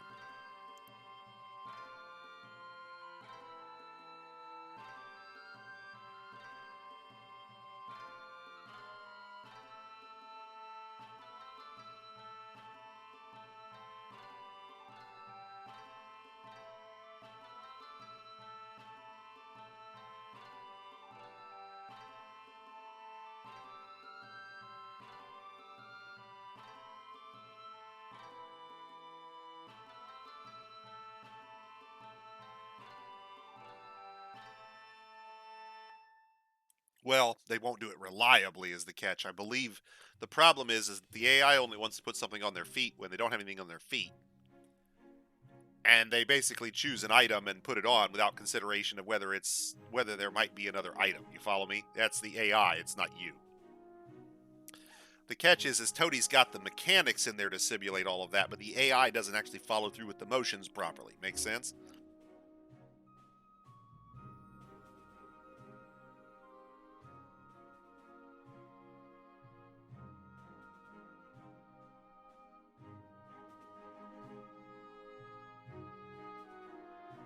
RimWorld skips the whole problem by just not simulating that, I believe.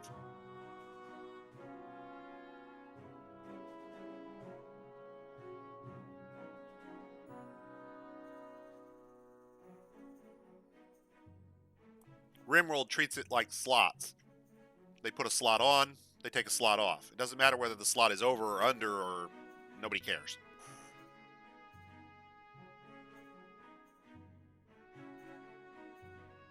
And then you only have to care about whether something is a clothing or an under item, and then whether it's an over item. So armor versus clothing, generally speaking. And RimWorld is off to the races at that point. It doesn't matter because it's not caring about socks going under shoes or not. You're not going to run into the can I wear a breastplate over 3 male shirts question in RimWorld, because you can't wear 3 male shirts in RimWorld. The problem is that additional complexity also engenders a sensitivity to the AI having to do it a very specific way.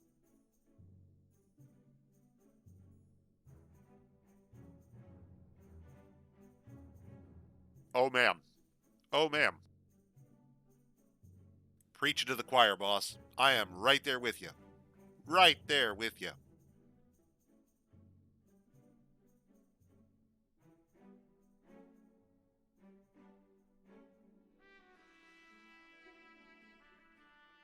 I'd like to be able to assign a default civilian uniform. A general line of clothing that all my dwarves will wear. Now, I'm not saying that they can't have armor then replace certain items of that clothing, or go over it where possible, and then replace where not. But a default civilian set of clothing.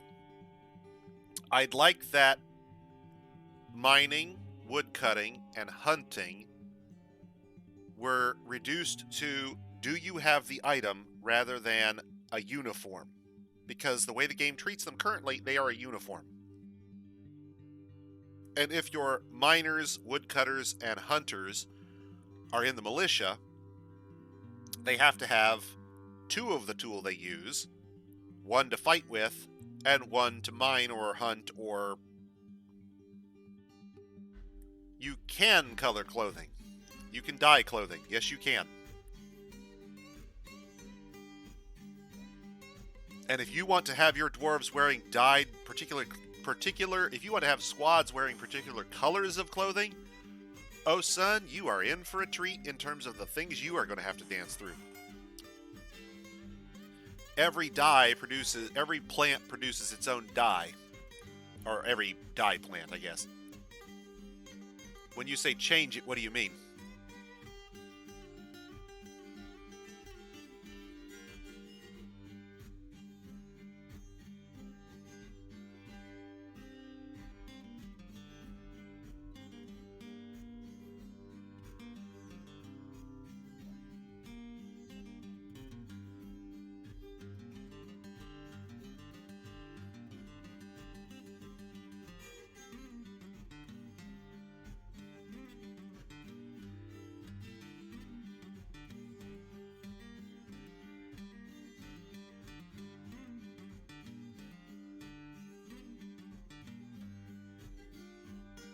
So, what I'm referring to, bear with me here, is I'd like to be able to set up a situation where I want to tell all my dwarves that they all wear robes. Okay? Forget the other clothing for a minute, just robes.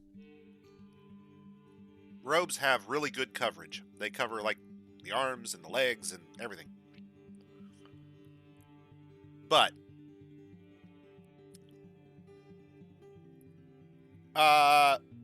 here's the catch, Devil. In order to do that, in order to have your woodcutters wearing green or your miners wearing brown, you would have to set them up in a squad.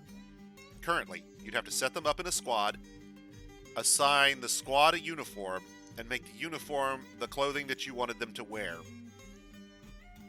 And then set it to replace clothing so that the clothing from the uniform replaces whatever they would choose. And then tell them that they have to wear it all the time, and they will wear that like a uniform. You can get them to wear a uniform, but it requires forcing them into a squad. And there's still sometimes issues with getting them to put stuff on in the right order, like if you're doing socks and shoes. That's what Bishop is talking about. Sometimes there can be issues with getting them to equip clothing in the right order. They get funny about it. You'll get this equipment mismatch error. You'll have no idea what equipment mismatch means.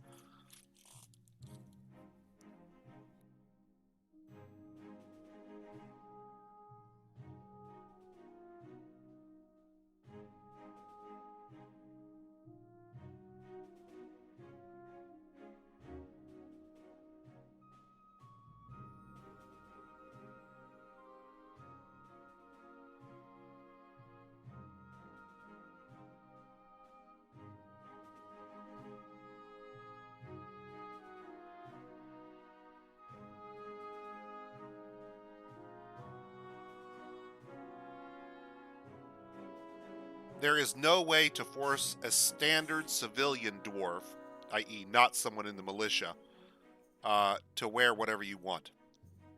Well, okay, I take that back. There is one way. If I ruthlessly dump all objects I do not want my dwarves to wear into magma, then by definition they will wear only what I provide.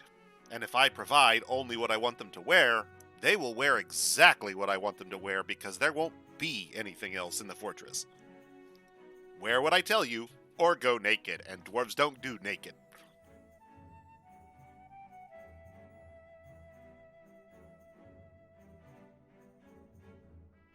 You can make it happen, but, brother, the hoops you gotta jump through.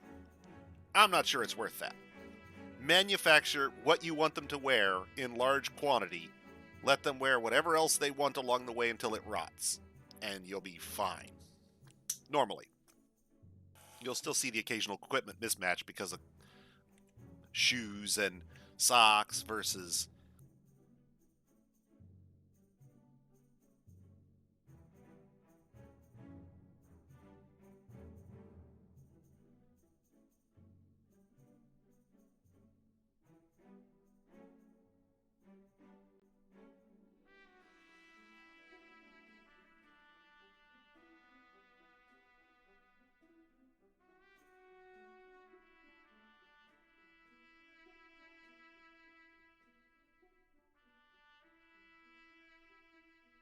Uh, are we assuming that they have the ingredients to hand always?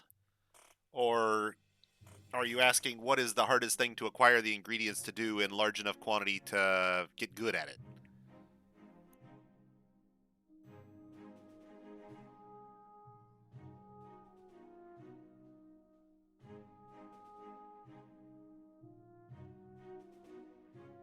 Probably, if I had to guess, the hardest one is probably going to be waxworking. It depends on another skill, beekeeping. Beekeeping itself is limited because you can only have a certain number of hives on the map. You're only allowed to have like 40 before your products start to fall off. And if you can only have 40 hives in order to be able to split them reliably, you're only getting about 20 of those to produce.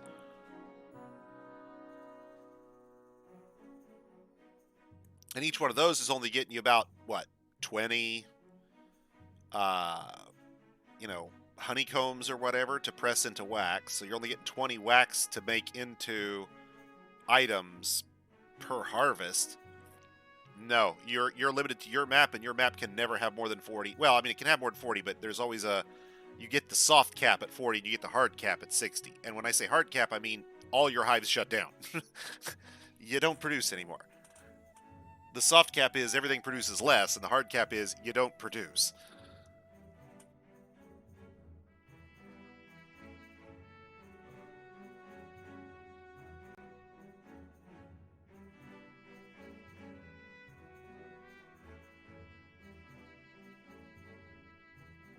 That's kind of funny to me because hives will.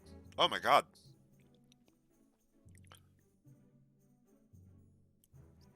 I don't know if that can be changed. That's going to be something fairly heavy in Toadie's area, I think. You might look at DF hack, which can tweak memory values sometimes.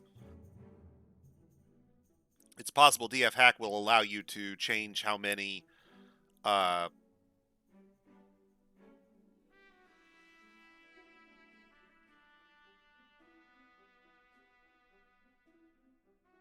have to confess I haven't looked. Um, Hives are an adjunct food source. They are something you do for fun. They are not a primary food source that I care about. No, no, man. No, no. You're all good, boss. That's why we're here. Feel free to ask. If you're ever not sure why I'm doing something, ask. If you have a question about, how I would do something you're curious about, ask. I can't promise I'll be able to answer, but if I can't answer or if I'm not sure, we're going to find out because I'll pull the wiki up and we'll both find out. And everybody else will find out at the same time.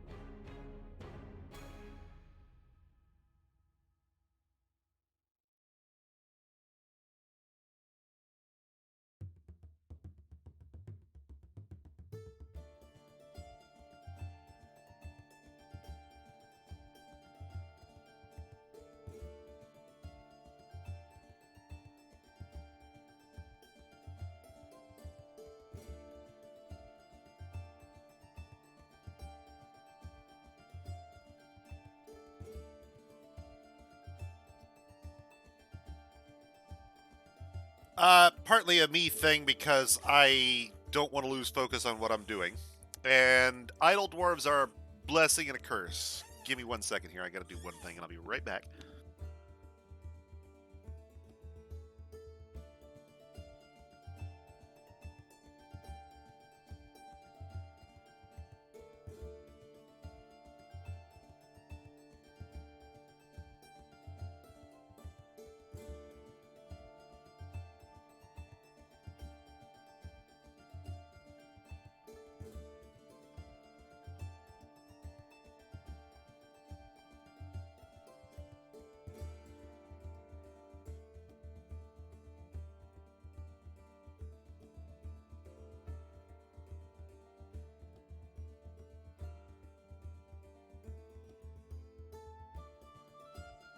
However, to answer your question, I'm an old guy and I have old guy bladder. So a lot of times I'm taking a moment to step away and handle old guy problem.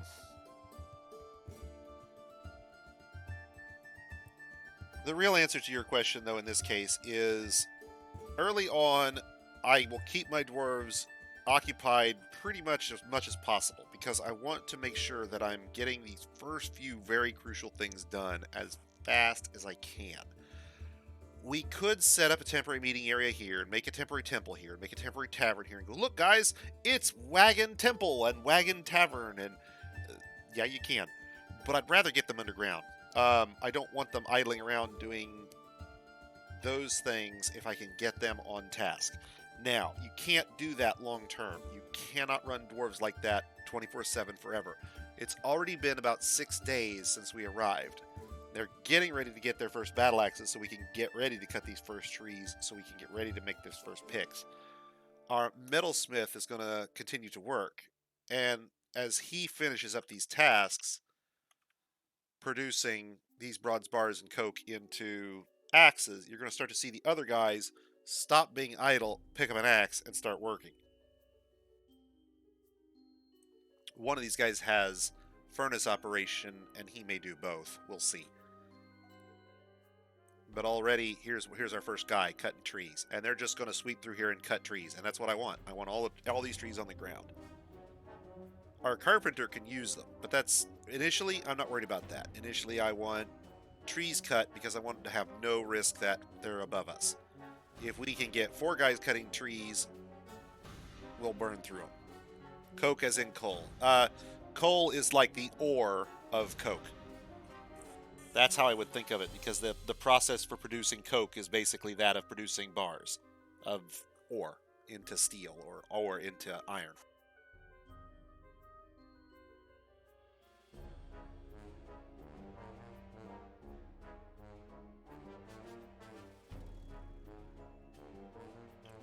You can substitute charcoal for coke.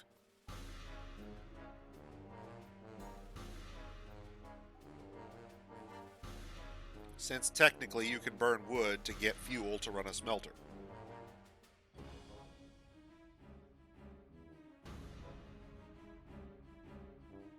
Charcoal in this case does not mean I burned a log a little bit around the edges. It means I built a charcoal kiln. Yep, basically. I mean, it doesn't say smelt, but that's basically what you're doing. You're forming it into coke bars, and since forming ore into bars is smelting, you could think of it the same way. It's even done at the same workshop, so smelting is how I would think of it.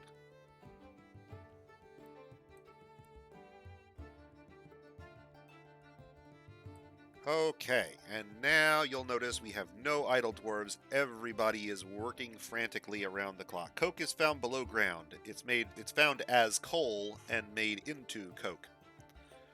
Coke in this case would be made from the coal that we brought with us. We took 1 unit of coke to get us started, but you notice they both hauled a stone in here? That stone they hauled in was coal. Now they already have the coke because they've been producing it on site. So both of them already had the coke available to them. But if I go through this guy's list, down here at the bottom is the coal he just brought in. And he's going to take that and turn it into more coke. This guy over here is using our coke and bronze bars to make weapons. Picks and axes. Picks for digging and axes for cutting trees. Now when he stops, he says, "Oh, I'm done. I've done all his things. I'm going to turn him loose on some other stuff. We'll make some more weapons as well. We'll get the basics for a militia started, and then maybe I'll turn him loose on trap components to boot."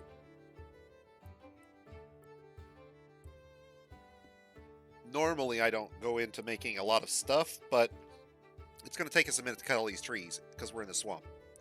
And I really do need to cut them because we're going to have a fairly large area here that's going to have to be cut back no matter what we do. Sure, there's a few trees around the corners that I didn't need to cut, but time we're done, I'd rather just prune it all back and be done with it. If they really do, when these guys run out of things to smelt, that is to say, they stop making bronze and stop making coke, you always start out at ground level. Well, okay, let me rephrase that. You always start at ground level. You don't start at Z level 0 necessarily. Z level 0 varies in a sense, because if you think of a mountain, what's Z level 0? The valley down at the bottom or the peak at the top?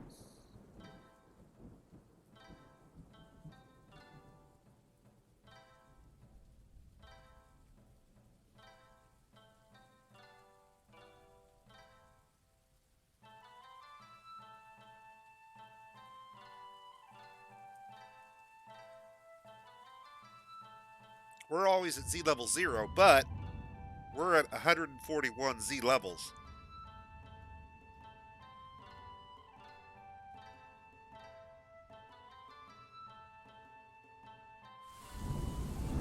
as I dive into the ground, it has the level I'm on. And there are 100 some levels between us and the bottom of the world.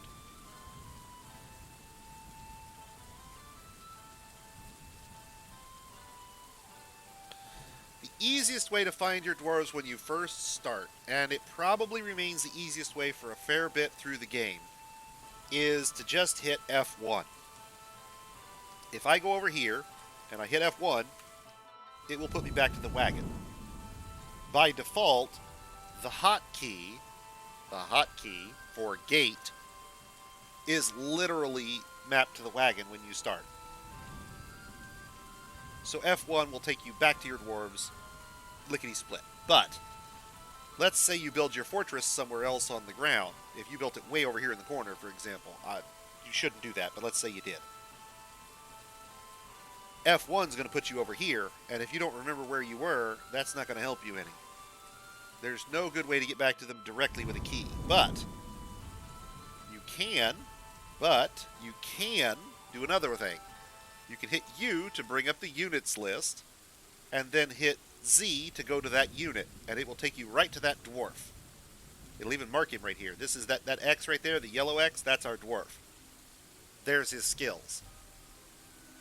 This is also how you get in here to start changing around his jobs, and if you want to work without dwarf therapists, that's kind of how you'll get there from here. But I don't go into that because I do not like the interface at all. My repetitive strain injury is not for sale, thank you.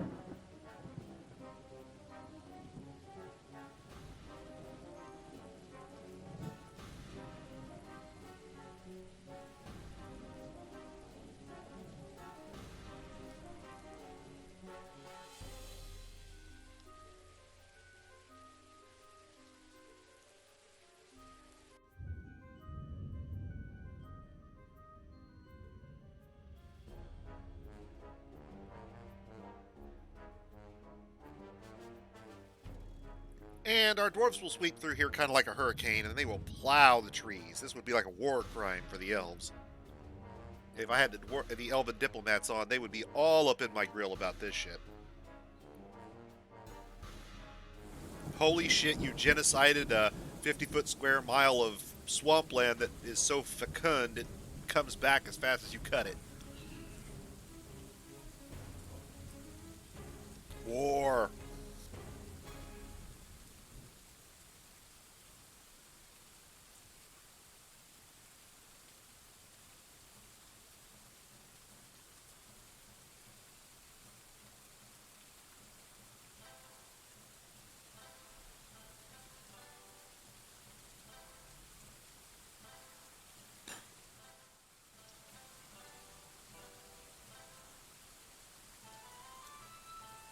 They have used up all the coal to make all the coke we can make at this point.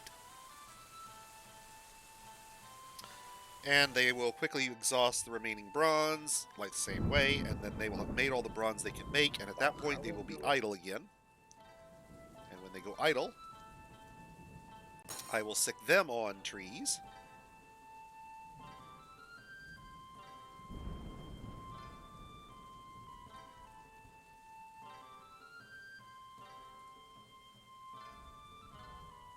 Actually, I take that back. I will sick the armorer on trees, but the carpenter is going to be busy. He's got other tasks we're going to need from him: beds, bins, stuff to take things downstairs in, cages, barrels, blocks, even if we want to get an early ashery up. But they've already cut. Keep in mind I marked this area like a square, and they're already like, I don't know, quarter of the way through, halfway through, just in the time we were talking.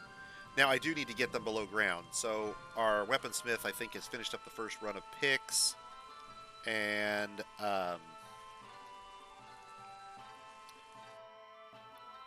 we may prune back my original auto chop order for a moment and get them just to focus on what we need for a second.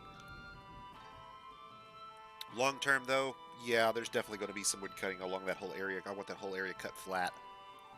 Not because we're necessarily going to use it, but because there's It means I don't have to worry about undercutting it at any point. As far as weapons now, let's go ahead and make some more bronze here.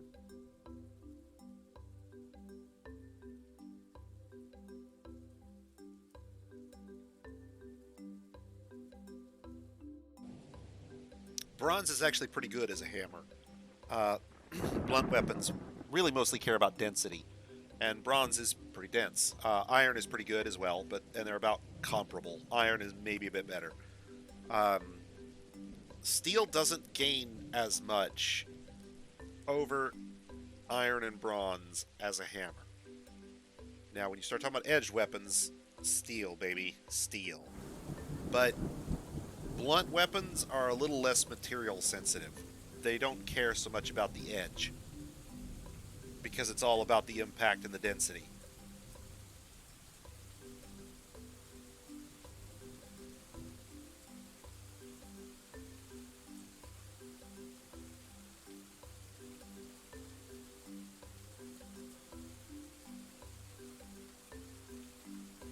And now this guy is going to continue using up our bronze. Oh, we've still got idlers. Why do we have... Oh, because I didn't build the carpenter's workshop yet. That's for one thing. So let's look down here where we're going to build our... excuse me. Right there. That's where I want it. Right there. And I know it's right there because I know what I'm going to do underneath it here in a minute. We're not ready yet, but almost. So close. And he will be out of the way for what's coming next. Maybe not the tree cutting. I'm kind of hoping that they'll miss him with that. We may have to, like I said, prune them back to just what we need and get them working because they're going through it pretty good, but there's a lot of trees to cut in a swamp. There's a lot of trees. But we are not going to run out of wood. We are never going to run out of wood. It depends on what you have. What you use for mass production depends on what you have. Iron is easier to make mass produced than steel. It is not, generally speaking, better than steel. So for your professional militia, I recommend that you get steel, even for the blunt weapons. You might as well just go all in. And for your, let's call them civilian reserve, iron. You still want to give them time training. You still want to get them equipped in armor. You still want to get them, but they normally aren't doing fighting. You have to realize something here. Now, long term, hey, if you're running a fortress that's running for years and you got plenty of flux and iron, start replacing your iron with steel. Tell the civilians to wear it too. Equip your professional militia in adamantine long term. You know, by all means, I'm not telling you don't do that. But iron into steel takes additional ingredients, additional time, additional labor, additional reagents and reactions. It's slower. And so when you're equipping 200 dwarves instead of, say, 40, then maybe you start to look for mass production sacrificing some measure of protection for simply getting everybody covered. In a fully grown fortress of Mars, at this pop cap, we will have 200 dwarves, which I would divide up roughly into 400 professional, or 40 professional militia and 160, 4 times as many civilian reserves. If you have the forge capacity, you can certainly outfit them in steel if you have the materials. But it will take a lot longer because of the additional reagents and reactions. Iron is fairly quick by comparison. It's not better, just quicker. Your civilians normally are not engaging in full-on melee, for example, so they're not getting their armor tested as regularly. They're not engaging in protracted shootouts, so they're not normally having their armor tested as regularly. At the same time, if they do take an incidental hit, their armor may protect them. And if you're going to do that at that point, like I said, you will want to give them some time in the militia just to train up.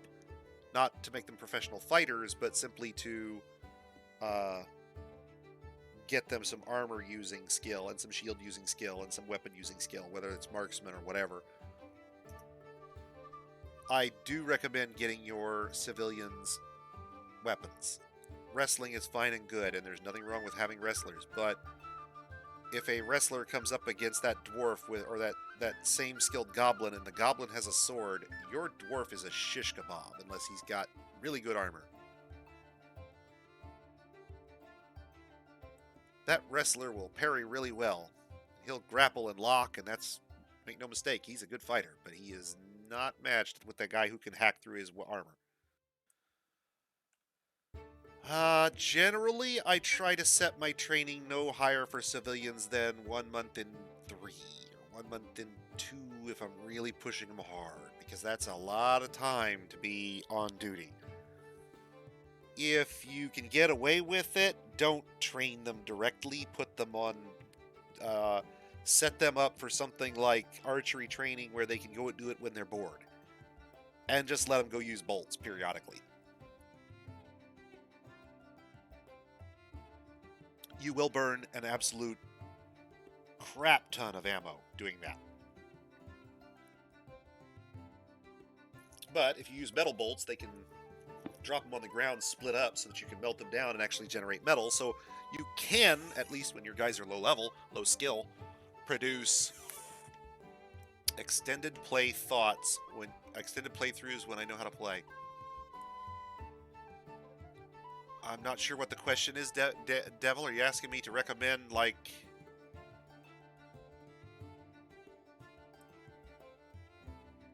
I'm not sure what the question is. You're gonna have to explain that one to me. I'm losing the context of that question.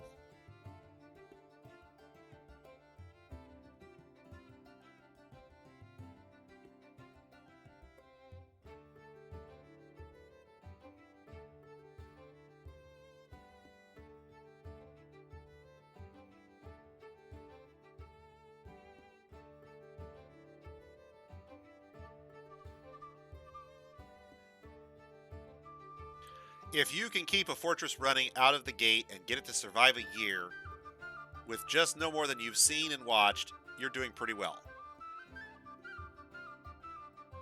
I don't believe by any means your fortress will survive 5 years normally out of the gate. A couple of reasons. Pathfinding is the big one.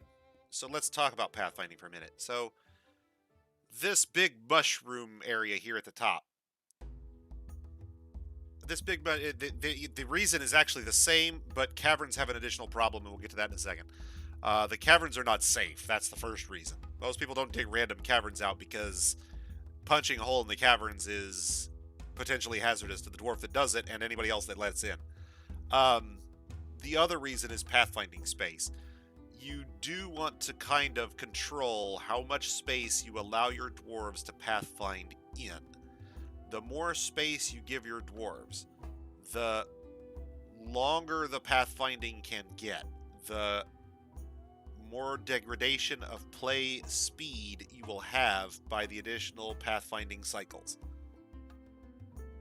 Oh no, they're there, Devil. They're there. The caverns are definitely there.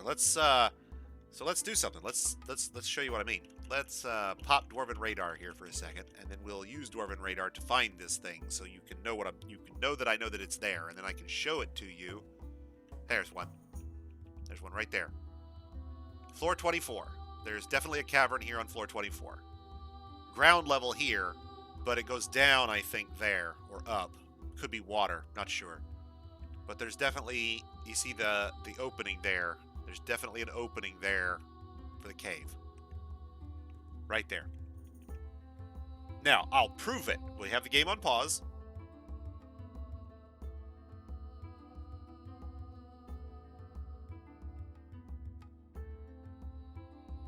There's my map shown, okay? There's the cavern in all its glory with the lake and the mushroom trees and the whole 9 yards, okay?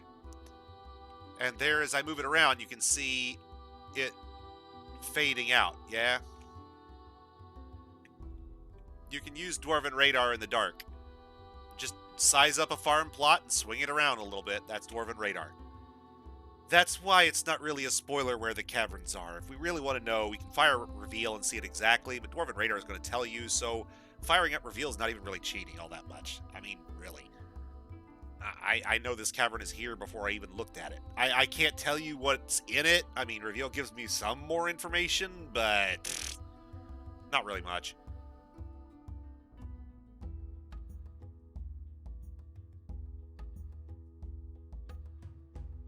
Oh, absolutely, yes. You want to be very cautious about making contact with the caverns. In fact, watch me closely, and I'm going to show you how I make contact with the caverns if I can. We know there's a cavern at 24 now, so haha. But no, I'll actually show you. We will make contact with the caverns fairly early, but we won't actually go into them. We won't actually put them to use early. Instead, we will punch a hole in them and then seal them right back up, and that's intentional. Most things in Dwarf Fortress actually reproduce with spores. It's true. You can go look it up. I'm not kidding. Dwarves, elves, cats, dogs, cows, sheep, pigs, all spores.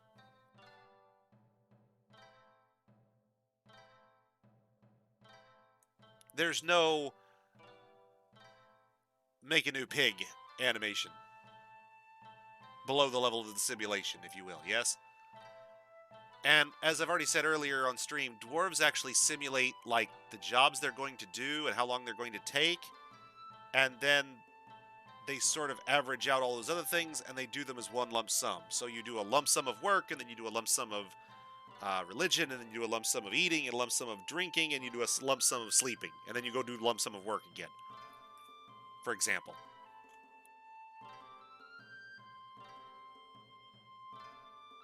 You have to be cautious of the caverns because they're not even guaranteed safe on day one. We've already seen on some of my streams caverns where I've punched a hole into them, sealed them back up, and then immediately we've found some reptile men blowgunners having a fight with trolls. Or a giant cave spider, or something similar, and we're just not ready to deal with them. Not yet.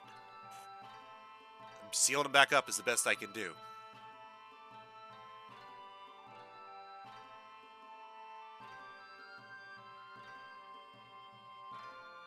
But we will punch a hole and seal them back up because cave moss, just like everything else, reproduces with spores. So the moment you've punched a hole in the cavern, you can get cave moss. And we will want cave moss. I am a big fan of undergrounding everything you can get underground.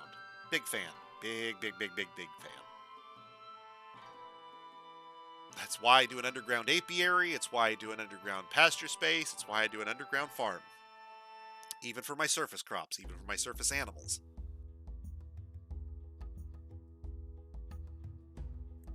Okay, so your question is, why do I not extend this clover? Pretend for a moment that the pools aren't there. Your question is, why do I not take the clover leaf and just go further out and further up and further left and right, all on this one level? Why do I use Z levels?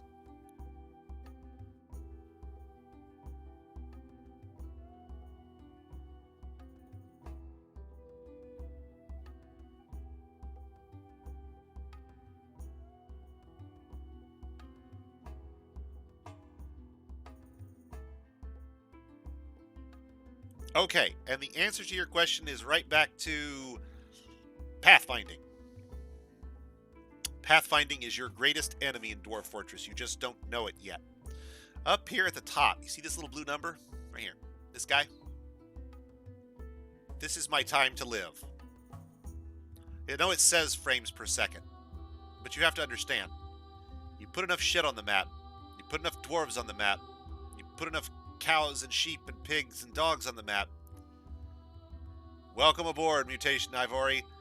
Glad to see you stop by. Come down back anytime you can.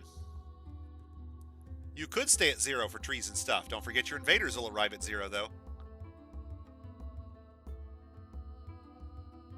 You could go down for your Hattie and come back up. Absolutely. That's a viable way to play. I'm not going to tell you not to. If you're waiting for me to tell you no, you can't, or no, you mustn't. No.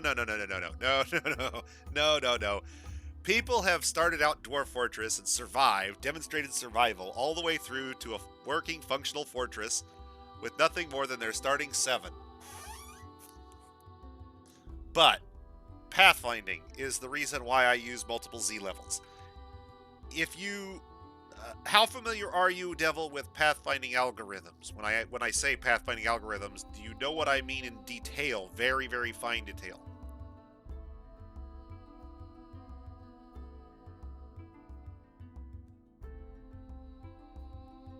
I have to get slightly technical, but I don't want to bore you.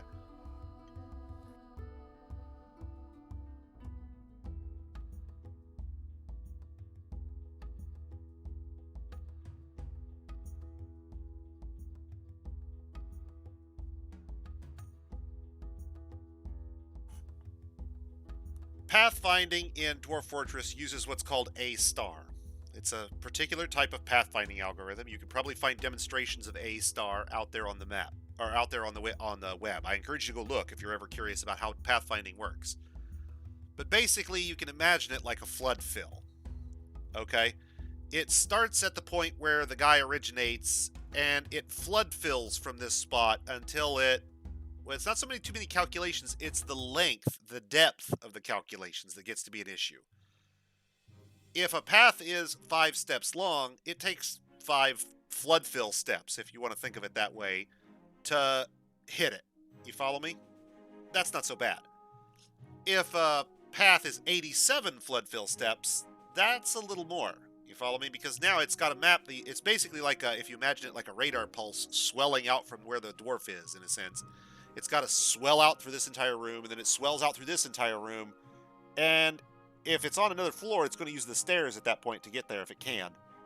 But if it's on this floor, let's say it's over here, it's got to swell from here out to there, and it could be 30 or 45 tiles on this floor. 30 or 45 tiles is a long way down, far longer than our fortress is going to be. Our fortress is only going to be about 11-ish levels tall. Before we start having extra rooms we're not going to know what to do with, basically.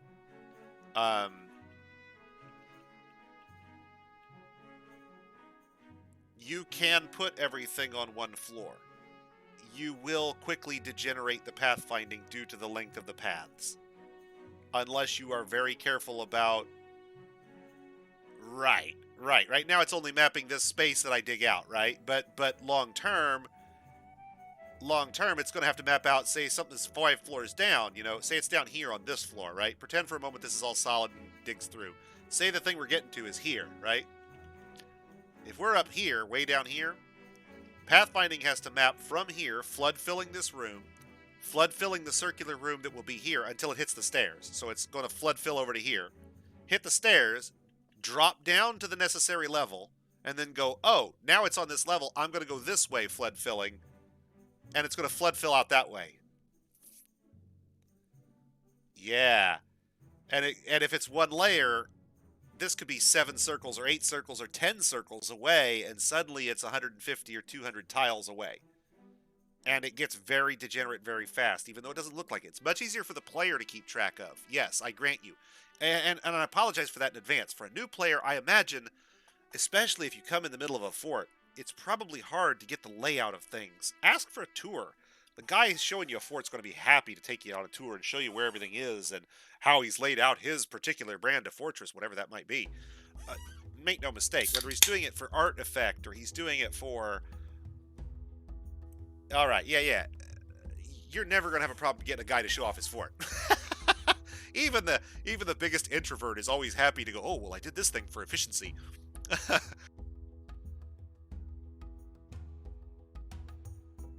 It's the reason why it does. It seems very simple, but you don't realize that under the scene, behind the scenes, you're making everything worse. And that's the thing. It sneaks up on you before you know it, and your frame rate will crash. And then you're stuck with walling stuff up and destroying items to try and reduce item count, and it starts to get really rough really fast once you start losing your pathfinder, or once you start losing your frames. Even on this rig, you can still see it's kind of tweaking here just a little bit. This is a fairly modern reasonably good PC. Let's just say that.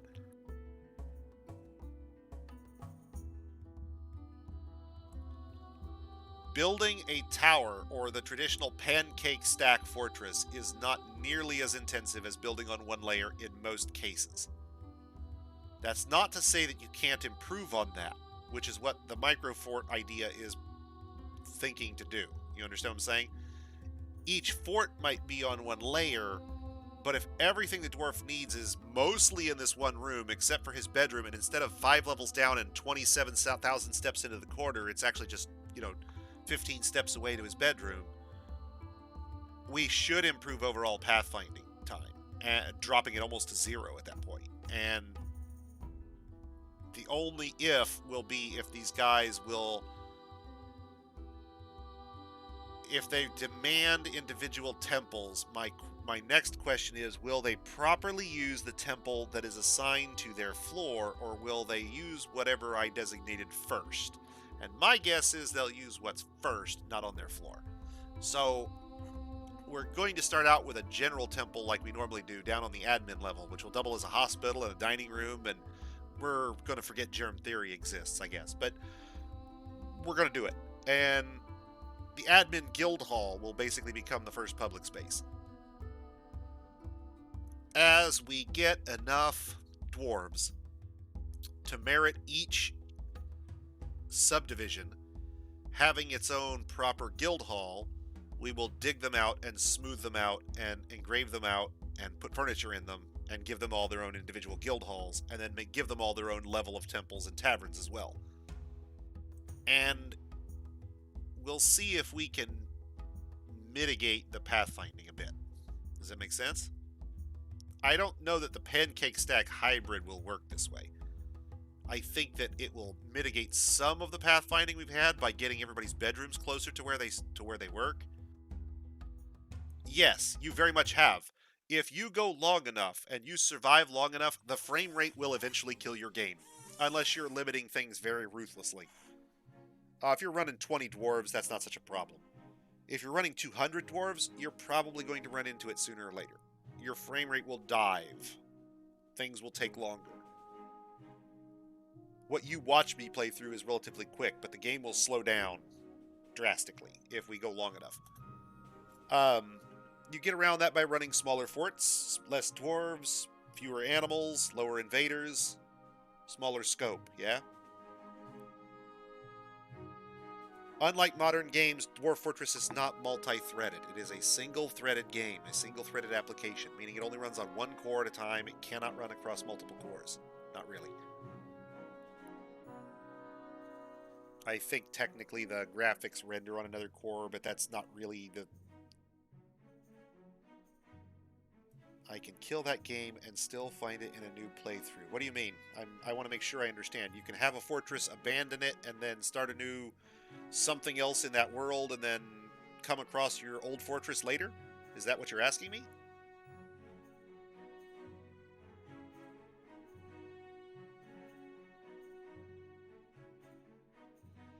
You could always retire it to leave it to the NPCs to run, in a sense, right? Turn it over to the dwarves. That's what retiring means.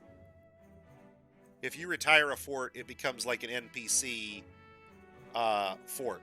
You could then start an adventurer somewhere else in that world, journey to your original fort, and find the fort you had, and walk through it as an adventurer.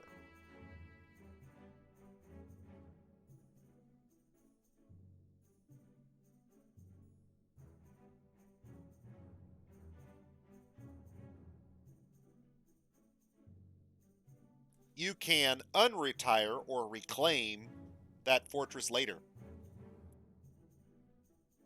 if you abandoned it. If you retire it, I'm not sure what the process for reclaiming those is. I'd have to look. But if you abandon one, if you give up on it, oh my god, my dwarves are going to get killed, I'm over, I'm out of here. Bump, done. Abandon it to ruin.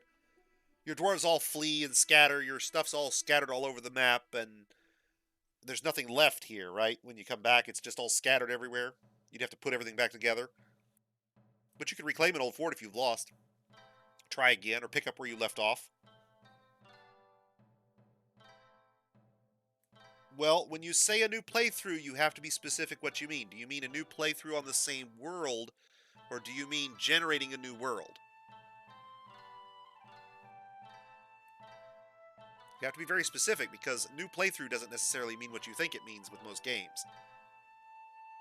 Any changes I make to the world in Dwarf Fortress, whether that's a dwarf gets killed, gains skill, I found a fortress, I start an adventurer, we kill a necromancer tower, I send a bunch of dwarves to siege a castle and they steal an artifact and bring it back.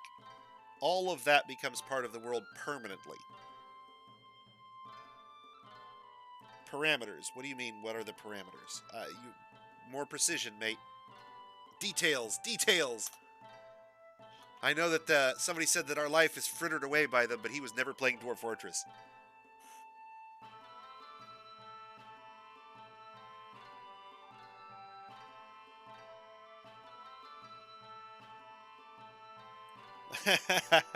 Okay, so parameters, when I refer to them, are what I usually mean by that is the world gen parameters, meaning that you get some input into what sort of biomes are created in your world and how many of them and what kind and how big the oceans are and whether you have deserts and where they're located, and you get some input into that, into the actual numeric world generation, right? Typically, when I refer to the parameters, that's what I'm referring to, world gen. For example, if I told you to up the number of embark points, that's in the world gen parameters. You tell your world, I want to have 20,000 embark points when I start. And you do. Any fortress you create there will start with 20,000 embark points. That depends. My suspicion is that you normally won't. But here's the kicker. People have done it. And the way it works is you abandon your fortress to ruin. For example, it's something that's kinda reliable. Kinda reliable. Not guaranteed, I don't think. I wouldn't count on it. But it does happen regularly. If you want to find an item you've left behind, you can try to do so.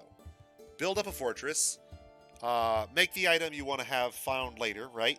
Like, say, a masterwork suit of armor made out of steel, and a masterwork set of every weapon, a masterwork spear, a masterwork battle axe, a masterwork steel sword, and a masterwork steel warhammer, because you want to be able to use all four weapons well, and that means you need to be able to train with all four of them at some point. Okay, fine, whatever. Talk yourself out. But let's say you want to find that set of armor and that set of weapons. You could try putting them on, and you'll have to look at this on the wiki because I'm not sure any of these will work. You can try things like putting it in a display case.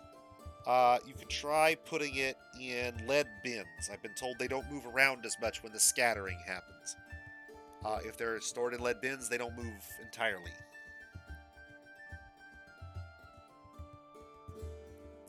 The answer is the fortress will still be there 1,000 years later. Not necessarily active and running, but the structure will be there 1,000 years later.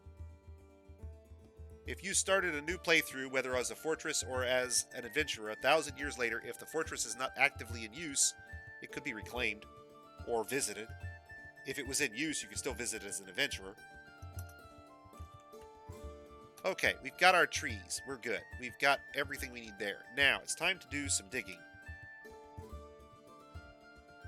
It is entirely possible that your fortress is dug and then never dug, populated once, and then never, ever lost. It's possible. I'm not going to tell you that that's likely. I'm simply going to say that it's possible. I'm sure it can happen. Many things are possible in Dwarf Fortress. But if you asked me to point you to an example, I'm not sure that I could. But if you ask me whether that's possible, yes, I'm certain that it's possible. I don't know what the likelihood is.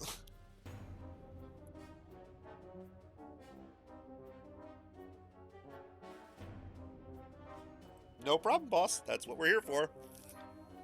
One of the things that sometimes happens regularly is, say, for example, the dwarves have been having a hard go out of it, right out of the gate. You know, our main city just keeps getting sacked by goblin hordes over and over and over. Goblins never die of age, so they're immortal. And if you're not killed back, they effectively just keep growing up like weeds, and long term, they will inherit the earth just by virtue of the oldest goblins being alive forever and just constantly improving in skill forever. But let's say our capital city's been having a hard go of things recently. They keep getting their cities sacked.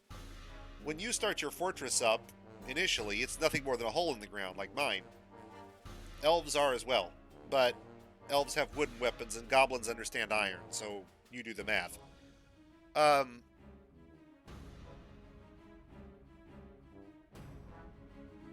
when you start up, our fortress is just a hole in the ground, but very quickly, our hole in the ground, safe and secure and increasing in value, will quickly eclipse our repeatedly sacked to the ground capital city, whatever that might be. You follow me?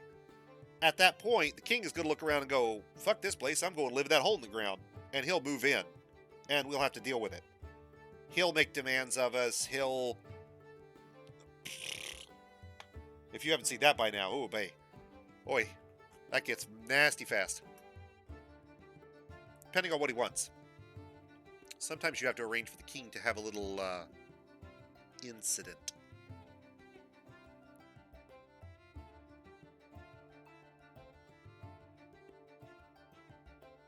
Is it regicide if you're technically some sort of giant fortress spirit?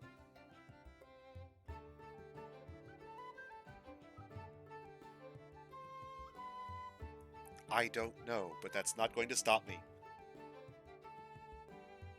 We had a king. I don't know if it was the Glacier Fort or the one before. Definitely had a king. We've had a couple of barons, but in fact, I think we've had 3 or 4 barons, but definitely a king once. Came in as a queen and then had a king.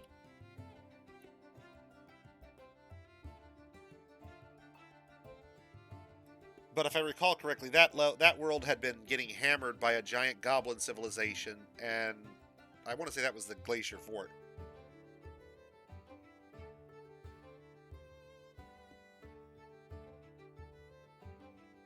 All right, now all these guys are going to abandon their picks and run, or abandon their axes and run for picks. And they're off now to their life of miner duty forever. But what they're going to do is they're going to trench out this ceiling here.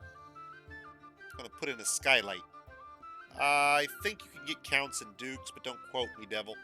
That might have been a mod. I don't normally run long enough to guarantee that I get every little court position filled.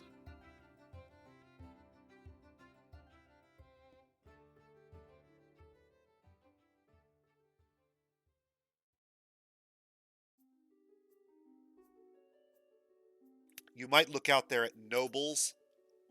If you go to the wiki and you Google and you search for noble, it's probably going to give you the entire list of professions.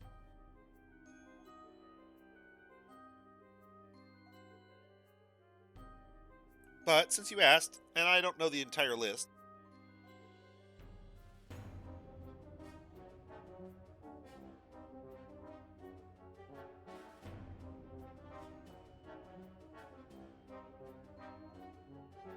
this is the full list of nobles. Now, most of these are things you appoint. You know, militia captains and commanders, and you can appoint the mayor, managers, hammerer. Not sure you get to elect a general. I don't know if I've ever assigned a dungeon master. You know, I mean,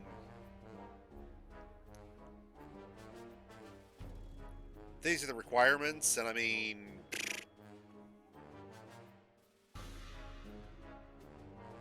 doable. You probably won't last 1,000 years. Not that I don't love you, man, but if you last 1,000 years and you're not simply just digging yourself in and sealing yourself up, good on you. But it's not, once you get to the point where you're dug in and sealed up, it's not so hard.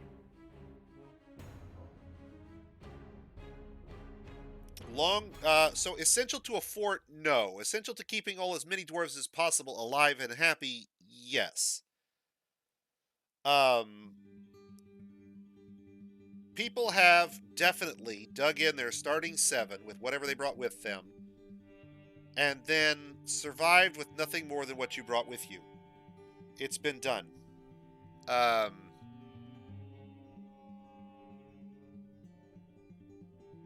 but what I consider essential items are pretty much anything I can get that will be used in a mood, or that I need to build construction or whatever. No, it's not even so much that it won't be easy. Your real devil there on getting 1,000-year fort is going to be pathfinding long term. Ruthless control of item count, ruthless control of population, ruthless control of fortress size. Make your fortress vertical, keep everything organized very contiguously, keep your stockpile logistic chains short and very precise. It can be done. I know there's people out there that have done 500-year forts. I'm sure somebody's done 1,000. If it don't crash and the pathfinding don't kill you, you can get there. If nothing else, you can always get a vampire or a werewolf and seal them up in the walls, and throw them a pick and seal them in and make them produce their own food, and basically they can keep themselves alive, and since they don't have any way to eat other dwarves, they basically are locked in there forever, making their own clothing and producing their own food.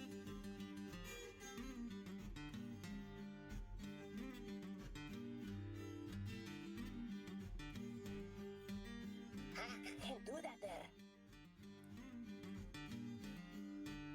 It's not that the question isn't deep, it's the things you can do in Dwarf Fortress far outnumber the things.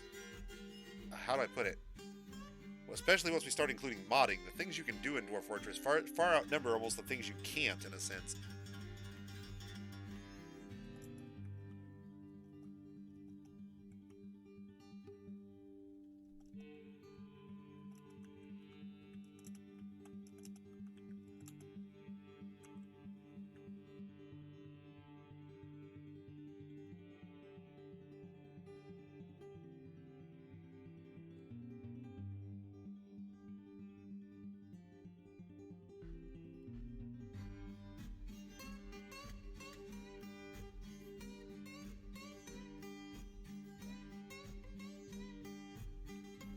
That's kind of how I would phrase it.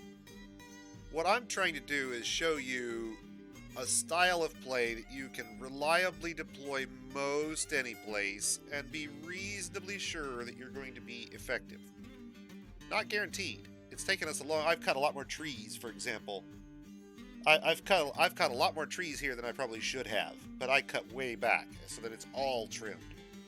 We probably only should have cut right here to begin with, because that's all we needed to cut. And keep in mind, F1 won't help me. My fortress is not where my wagon is.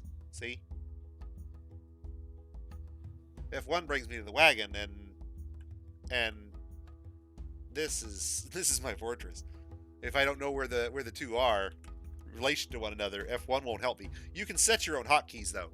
You can set all these hotkeys. I use dig circle for a cheat with DF hack. You can ignore that one, but the rest are, you can replace all of them and have them all zoom. This is literally 16 hotkeys. If you can figure out have 16 different things in your fortress you want to be able to zoom to, knock yourself out. F1 is just defaulted to gate, what it calls gate, but it's actually right by your wagon by default. Because by default, in the old 2D version, I'm betting that your arrival was right in front of where your gate was, basically.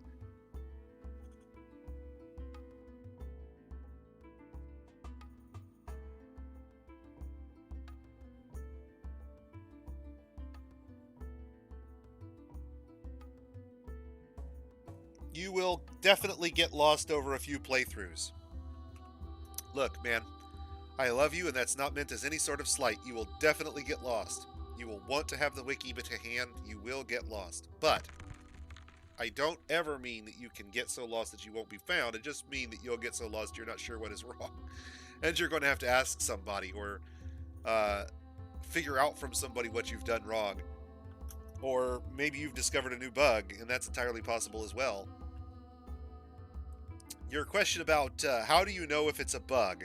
Well, if you observe it and it really doesn't make sense, don't start assuming it's a bug, but that's where I'd start looking. And then you look at the mantis. You go out and you look at the bug tracker if you really think you found a bug. You can check the wiki. It has some of the really big ones. I mean, there are some really subtle ones. Like I said, I don't have a link. I unfortunately, if you check the wiki, it does. The mantis is the bug tracker, so called because that's literally what it's called. It's Mantis BT, Mantis Bug Tracker.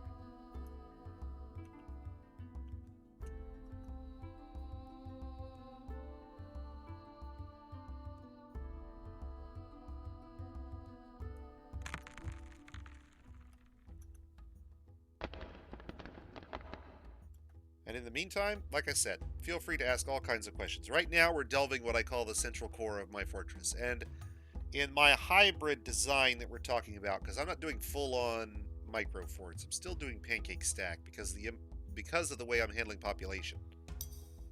No, it's not a hog. Boss, it really isn't. The whole point is the players. New players especially. You ask anybody in the community who's got any head on their shoulders, and they're going to tell you the same thing. The reason we want new players is, at the end of the day, I've been doing this now. I've been playing Dwarf Fortress for something like 11 years, since 2010. So, when I say that I go back a ways, that's true. But some of the things I learned along the way, the tricks I picked up, the workarounds I understood, they stop applying. Bugs get fixed. The game actually changes. New systems get added. Things break. Or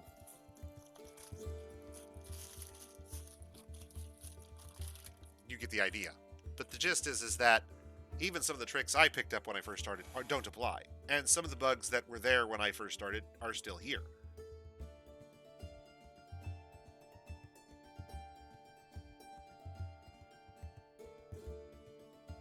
What I would tell you, Devil, is that I strongly suspect that the basic interface will not change. That is to say, if you learn the keyboard shortcuts, you're probably going to be good to go for a very, very long time. I do not expect Toady to suddenly turn around and decide that mouse interface is the one true way to play. I don't ever expect that.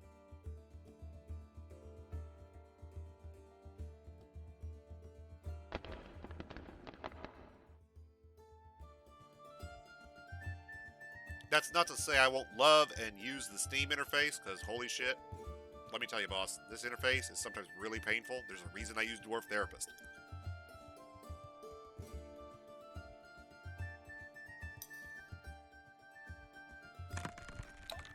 There it is. Bam. Cavern.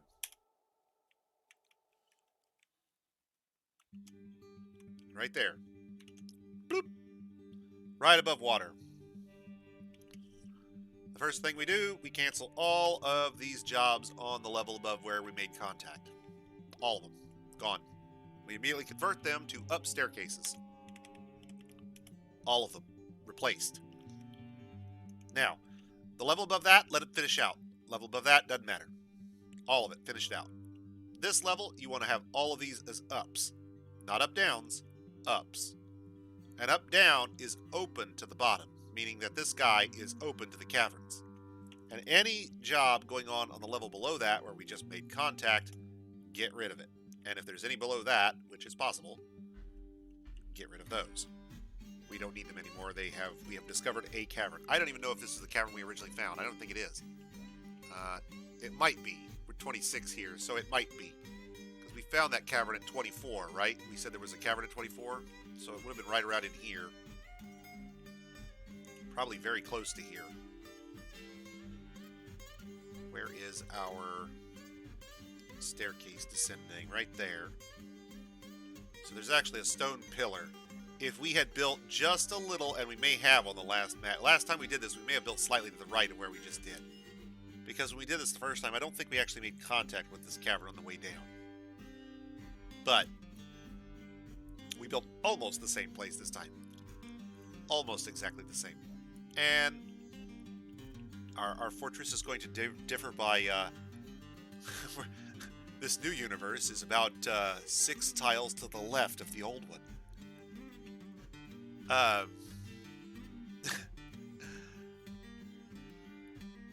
Once we get these up staircases dug out, we're going to replace that other staircase with another up staircase. But first, we have to make sure our dwarves can get back up. We don't want to do this too soon because the end result is that somebody may get trapped down here and not have a way back out.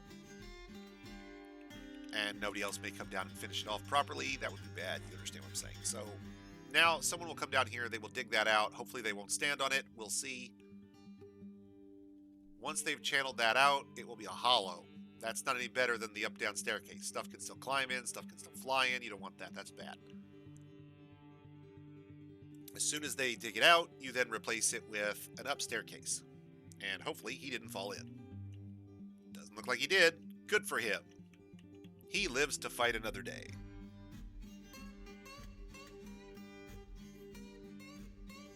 We'll immediately replace the hole with an up staircase with whatever happens to be available. I don't care. Blocks, wood, logs, rocks, don't care.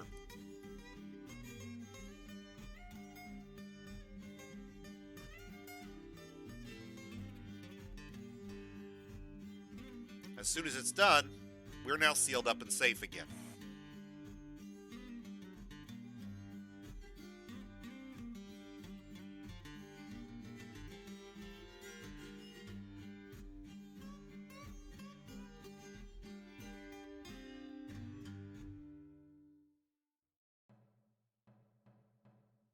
May have created a small problem here that I'll have to fix. One moment.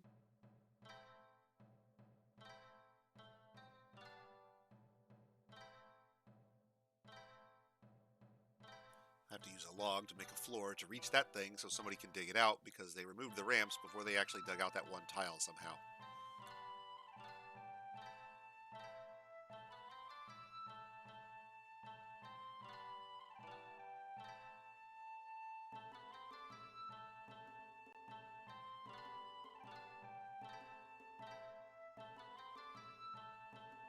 Now, the greenery growing here is due to this being open to the sky and now being permanently sun exposed. This is considered above ground permanently in these tiles where we dug it out.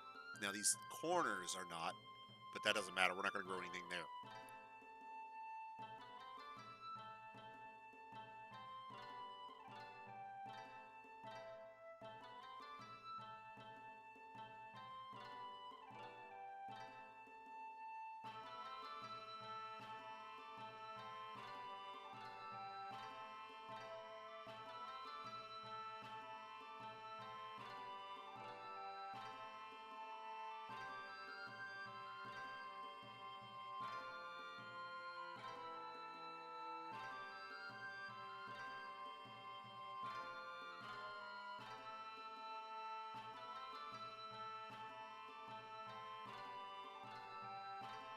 Built him a little too close in hindsight because I need to punch a hole right where he's sitting.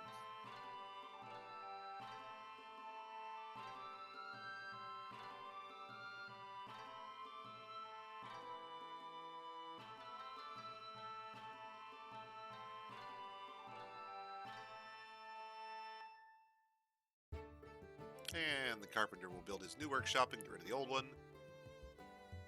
Blam, which explodes everywhere.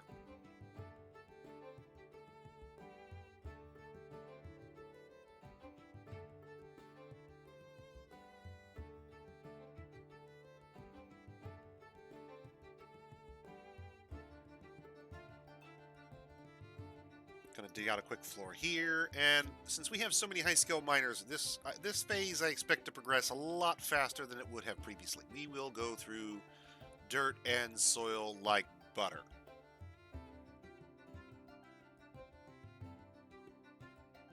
These guys are not screwing around. They are miners.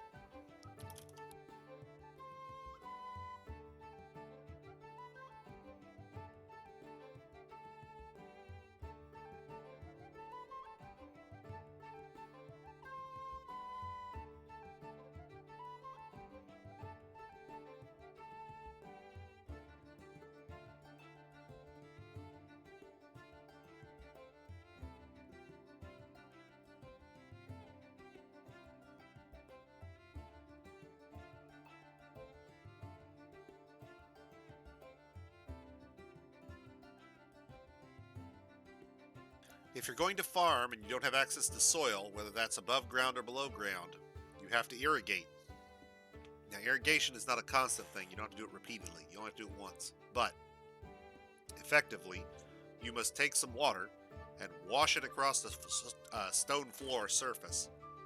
Stone floor, not constructed floor. Not sure you can farm on constructed floor. I'd have to look. Once it's washed across that stone floor, it's left with a mud covering. That mud covering allows you to farm.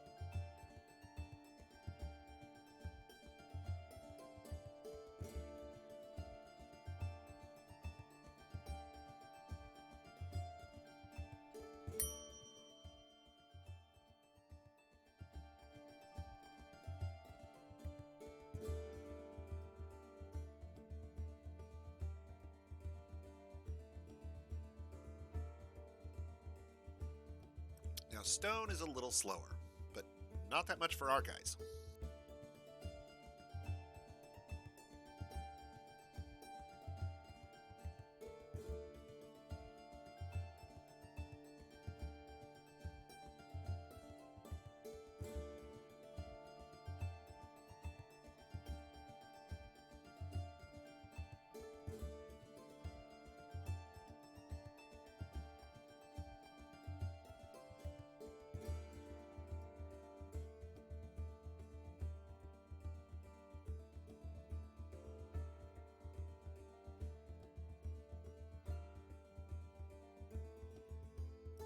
Underground farm plots. And this is where we would build querns and millstones, I suppose, if we were going to power one. But that's where I would build it here.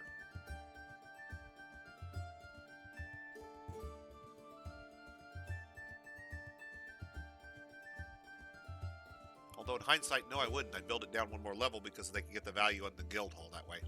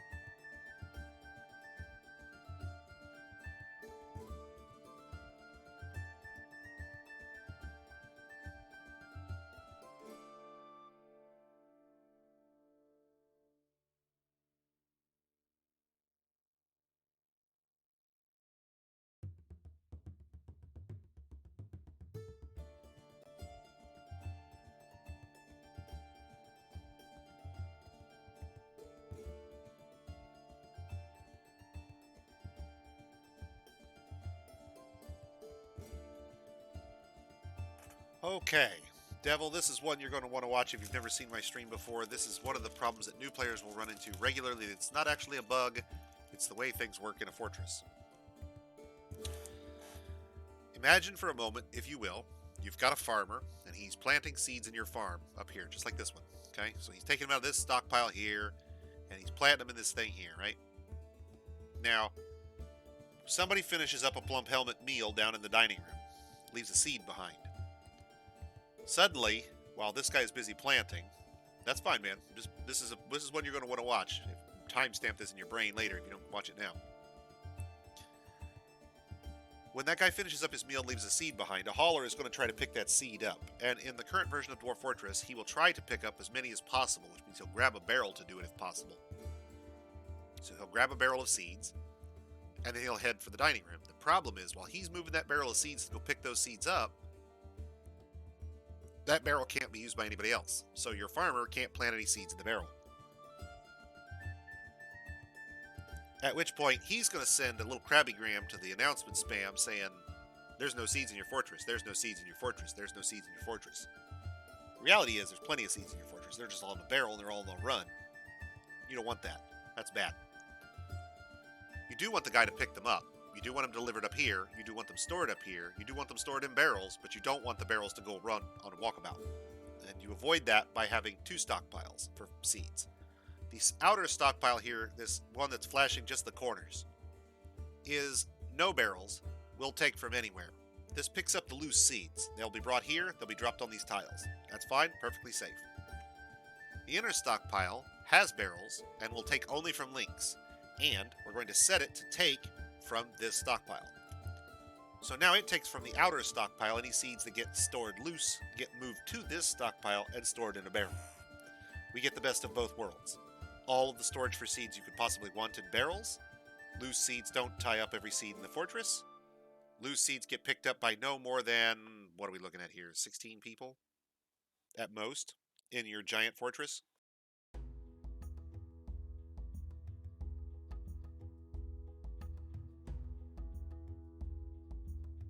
Logistics chains, 101.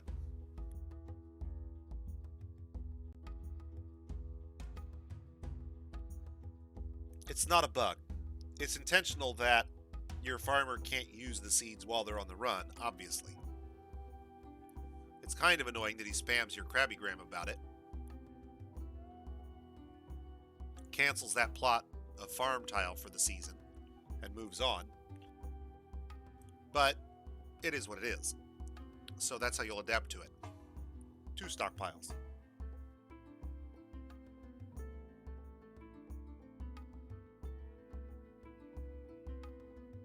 That, my man, is a third-party tool called DF Hack. DF Hack has a dig circle tool.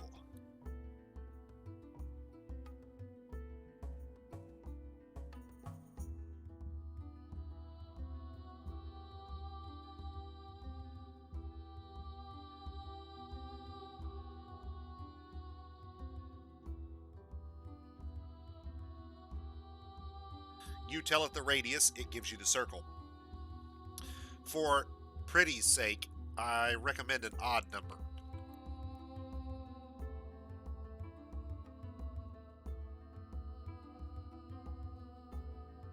That circle I just had is 31.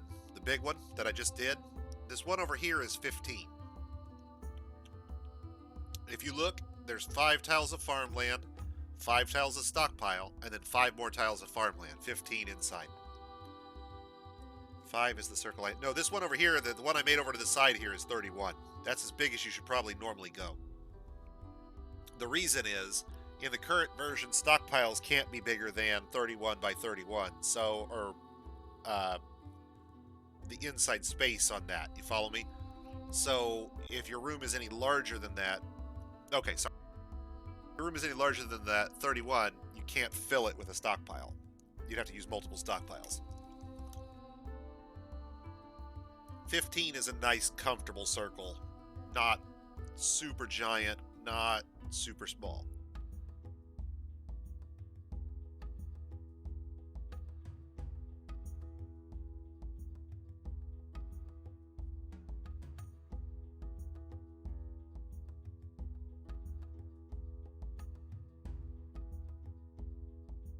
"31 is very, very big. 31 is normally as large as I go.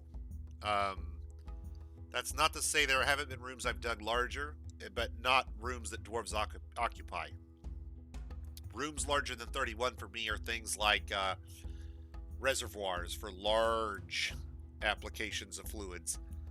And I do mean large applications. Or tree parks where you're going to grow underground trees in order to farm them. If you really wanted to be a total badass, and I say that jokingly, but I mean kind of not. If you really wanted to be a total badass, it's possible to get these surface trees to grow underground. I do, actually, but the stuff out there is not guaranteed to be current. So when you pop out there, we're on day 25, so I gotta go check and make sure I've got all of them uploaded. But yes, I do. If you Google my name down there at the bottom, you'll find me. Look for the little Star Sesame Street yip yip. You'll know what I mean when you see it.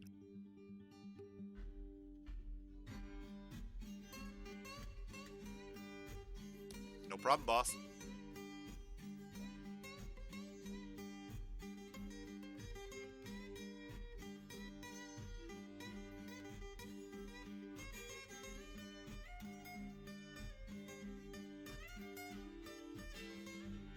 Now, I cannot promise you necessarily a huge abundance of variety, because my builds tend to be very similar, generally. This one's going to be a little different, a little weird. Not in a bad way, just kind of different. So keep in mind how I'm deviating from, I guess, my norm. If you go out there, that would be the easiest way to keep track of what I'm doing here that's weird, is to see what I do normally, I guess.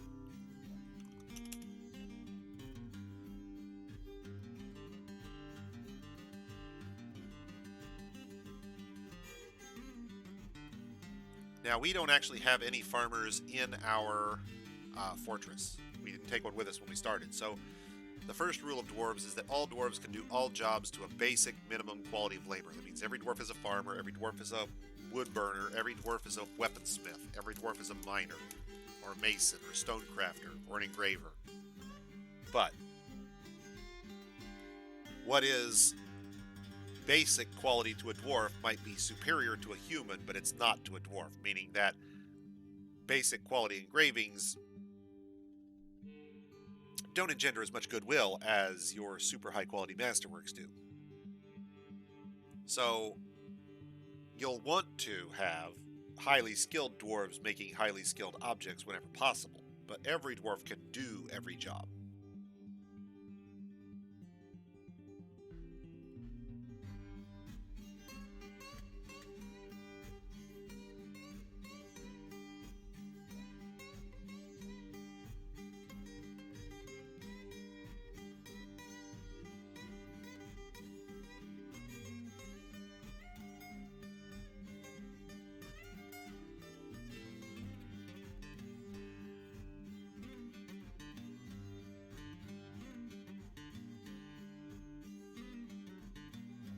Give me a second, I need to pull in my... No problem, boss. Have fun. Actually, we're just about due to be done for much longer. Need to look here and get some space up. This is -3, right? Yep. So allowance, and then woodcrafters, and then allowance, and admin, and then allowance, and stoneworkers, and forge workers are on 10.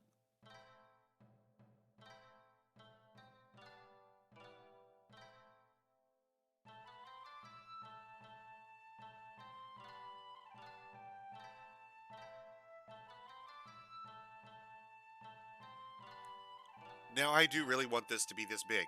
31 is an enormous size room, but we're going to do it here because the forge is going to become a central hub for many dwarves.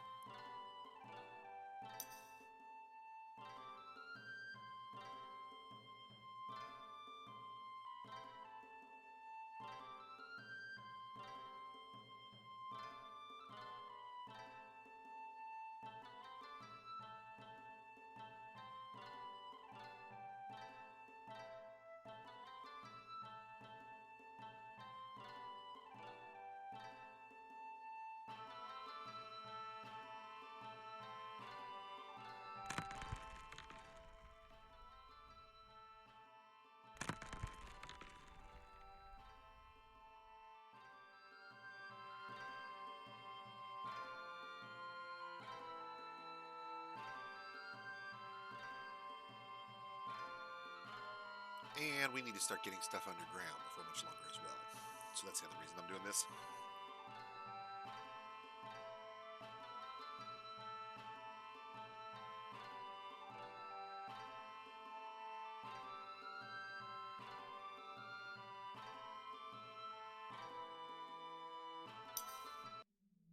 As summer blazes on your face, dig deep your caves for cooler space.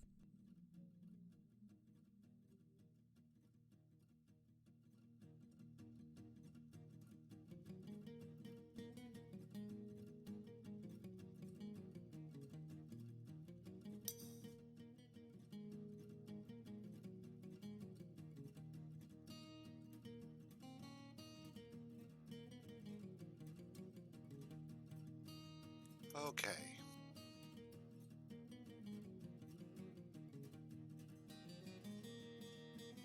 And everybody mines for a minute. Got a lot of mining to do and don't afford idlers right now. If we don't have enough picks, then I'll get somebody making picks.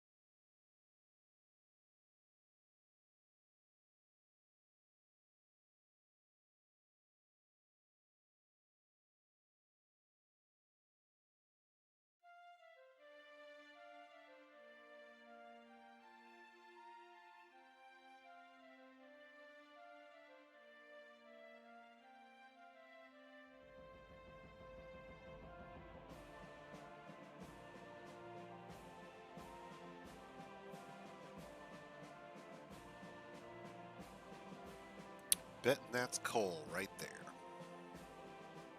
Could be sphalerite though. Let's take a look. Yep, sphalerite. Bummer.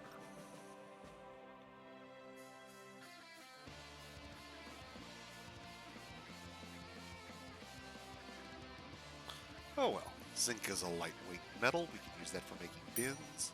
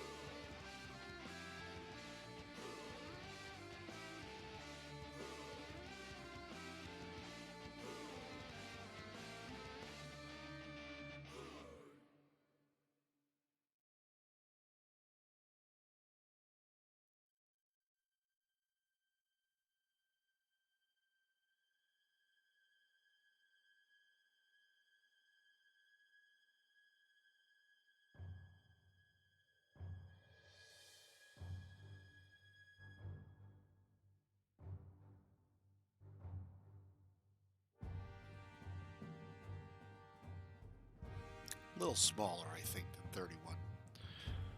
Really don't need that much space.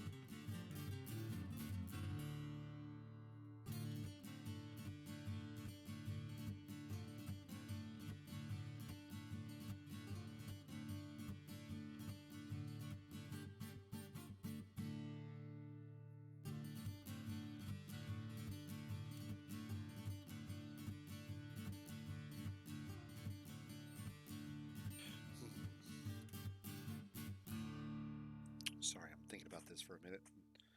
Trying to think of a way to do things here.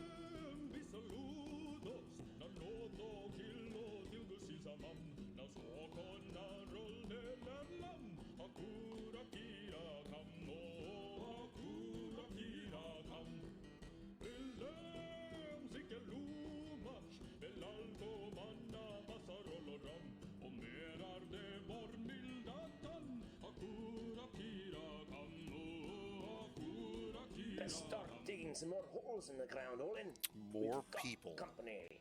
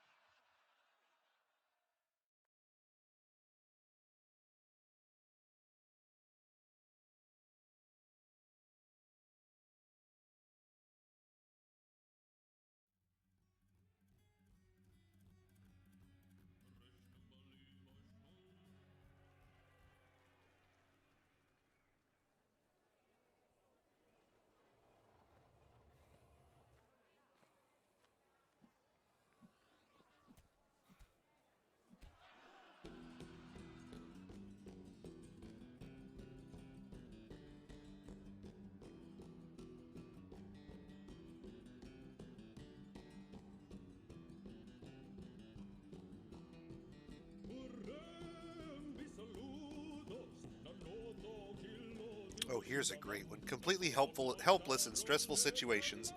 50% chance to be 50% chance to become catatonic if stressed, okay? Completely helpless if stressed.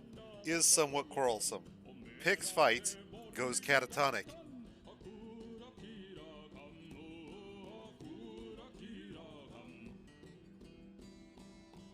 Go Dwarf Fortress, go Dwarf Fortress. It's your birthday. Go Dwarf Fortress. Oof. Well, this guy's good at pretty much anything we want to throw him at. So we're gonna throw him at something we need.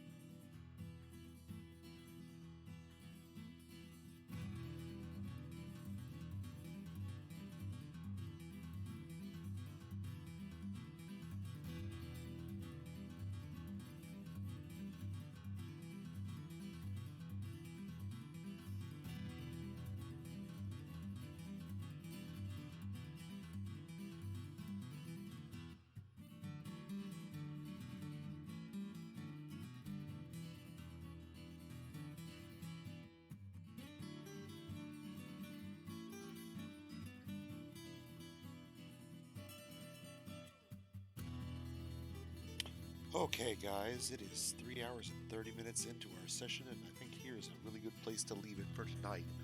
Don't forget, we're coming back tomorrow to continue to raise money for sick kids. That's right. Back tomorrow for another of 37 days of Dwarf. Day 26, 7 o'clock p.m. tomorrow night. I'll be here. I'll be here. Will you? Now, in the meantime, let's see if there's somebody else I can't pawn you maniacs off on.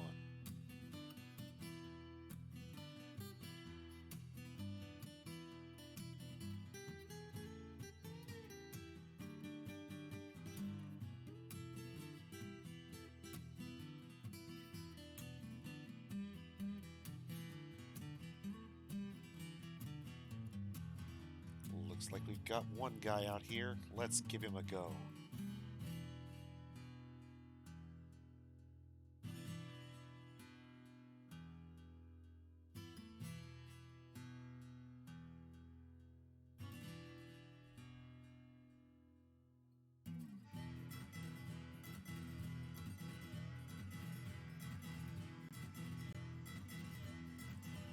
Doesn't look like he's letting anybody raid.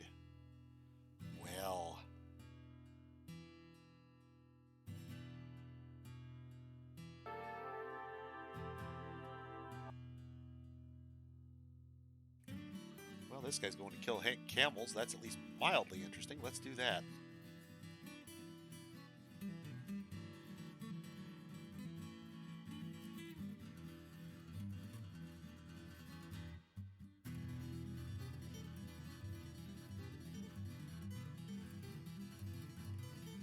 All right, guys, have fun, and I'll see you tomorrow night. 37 days of Dwarf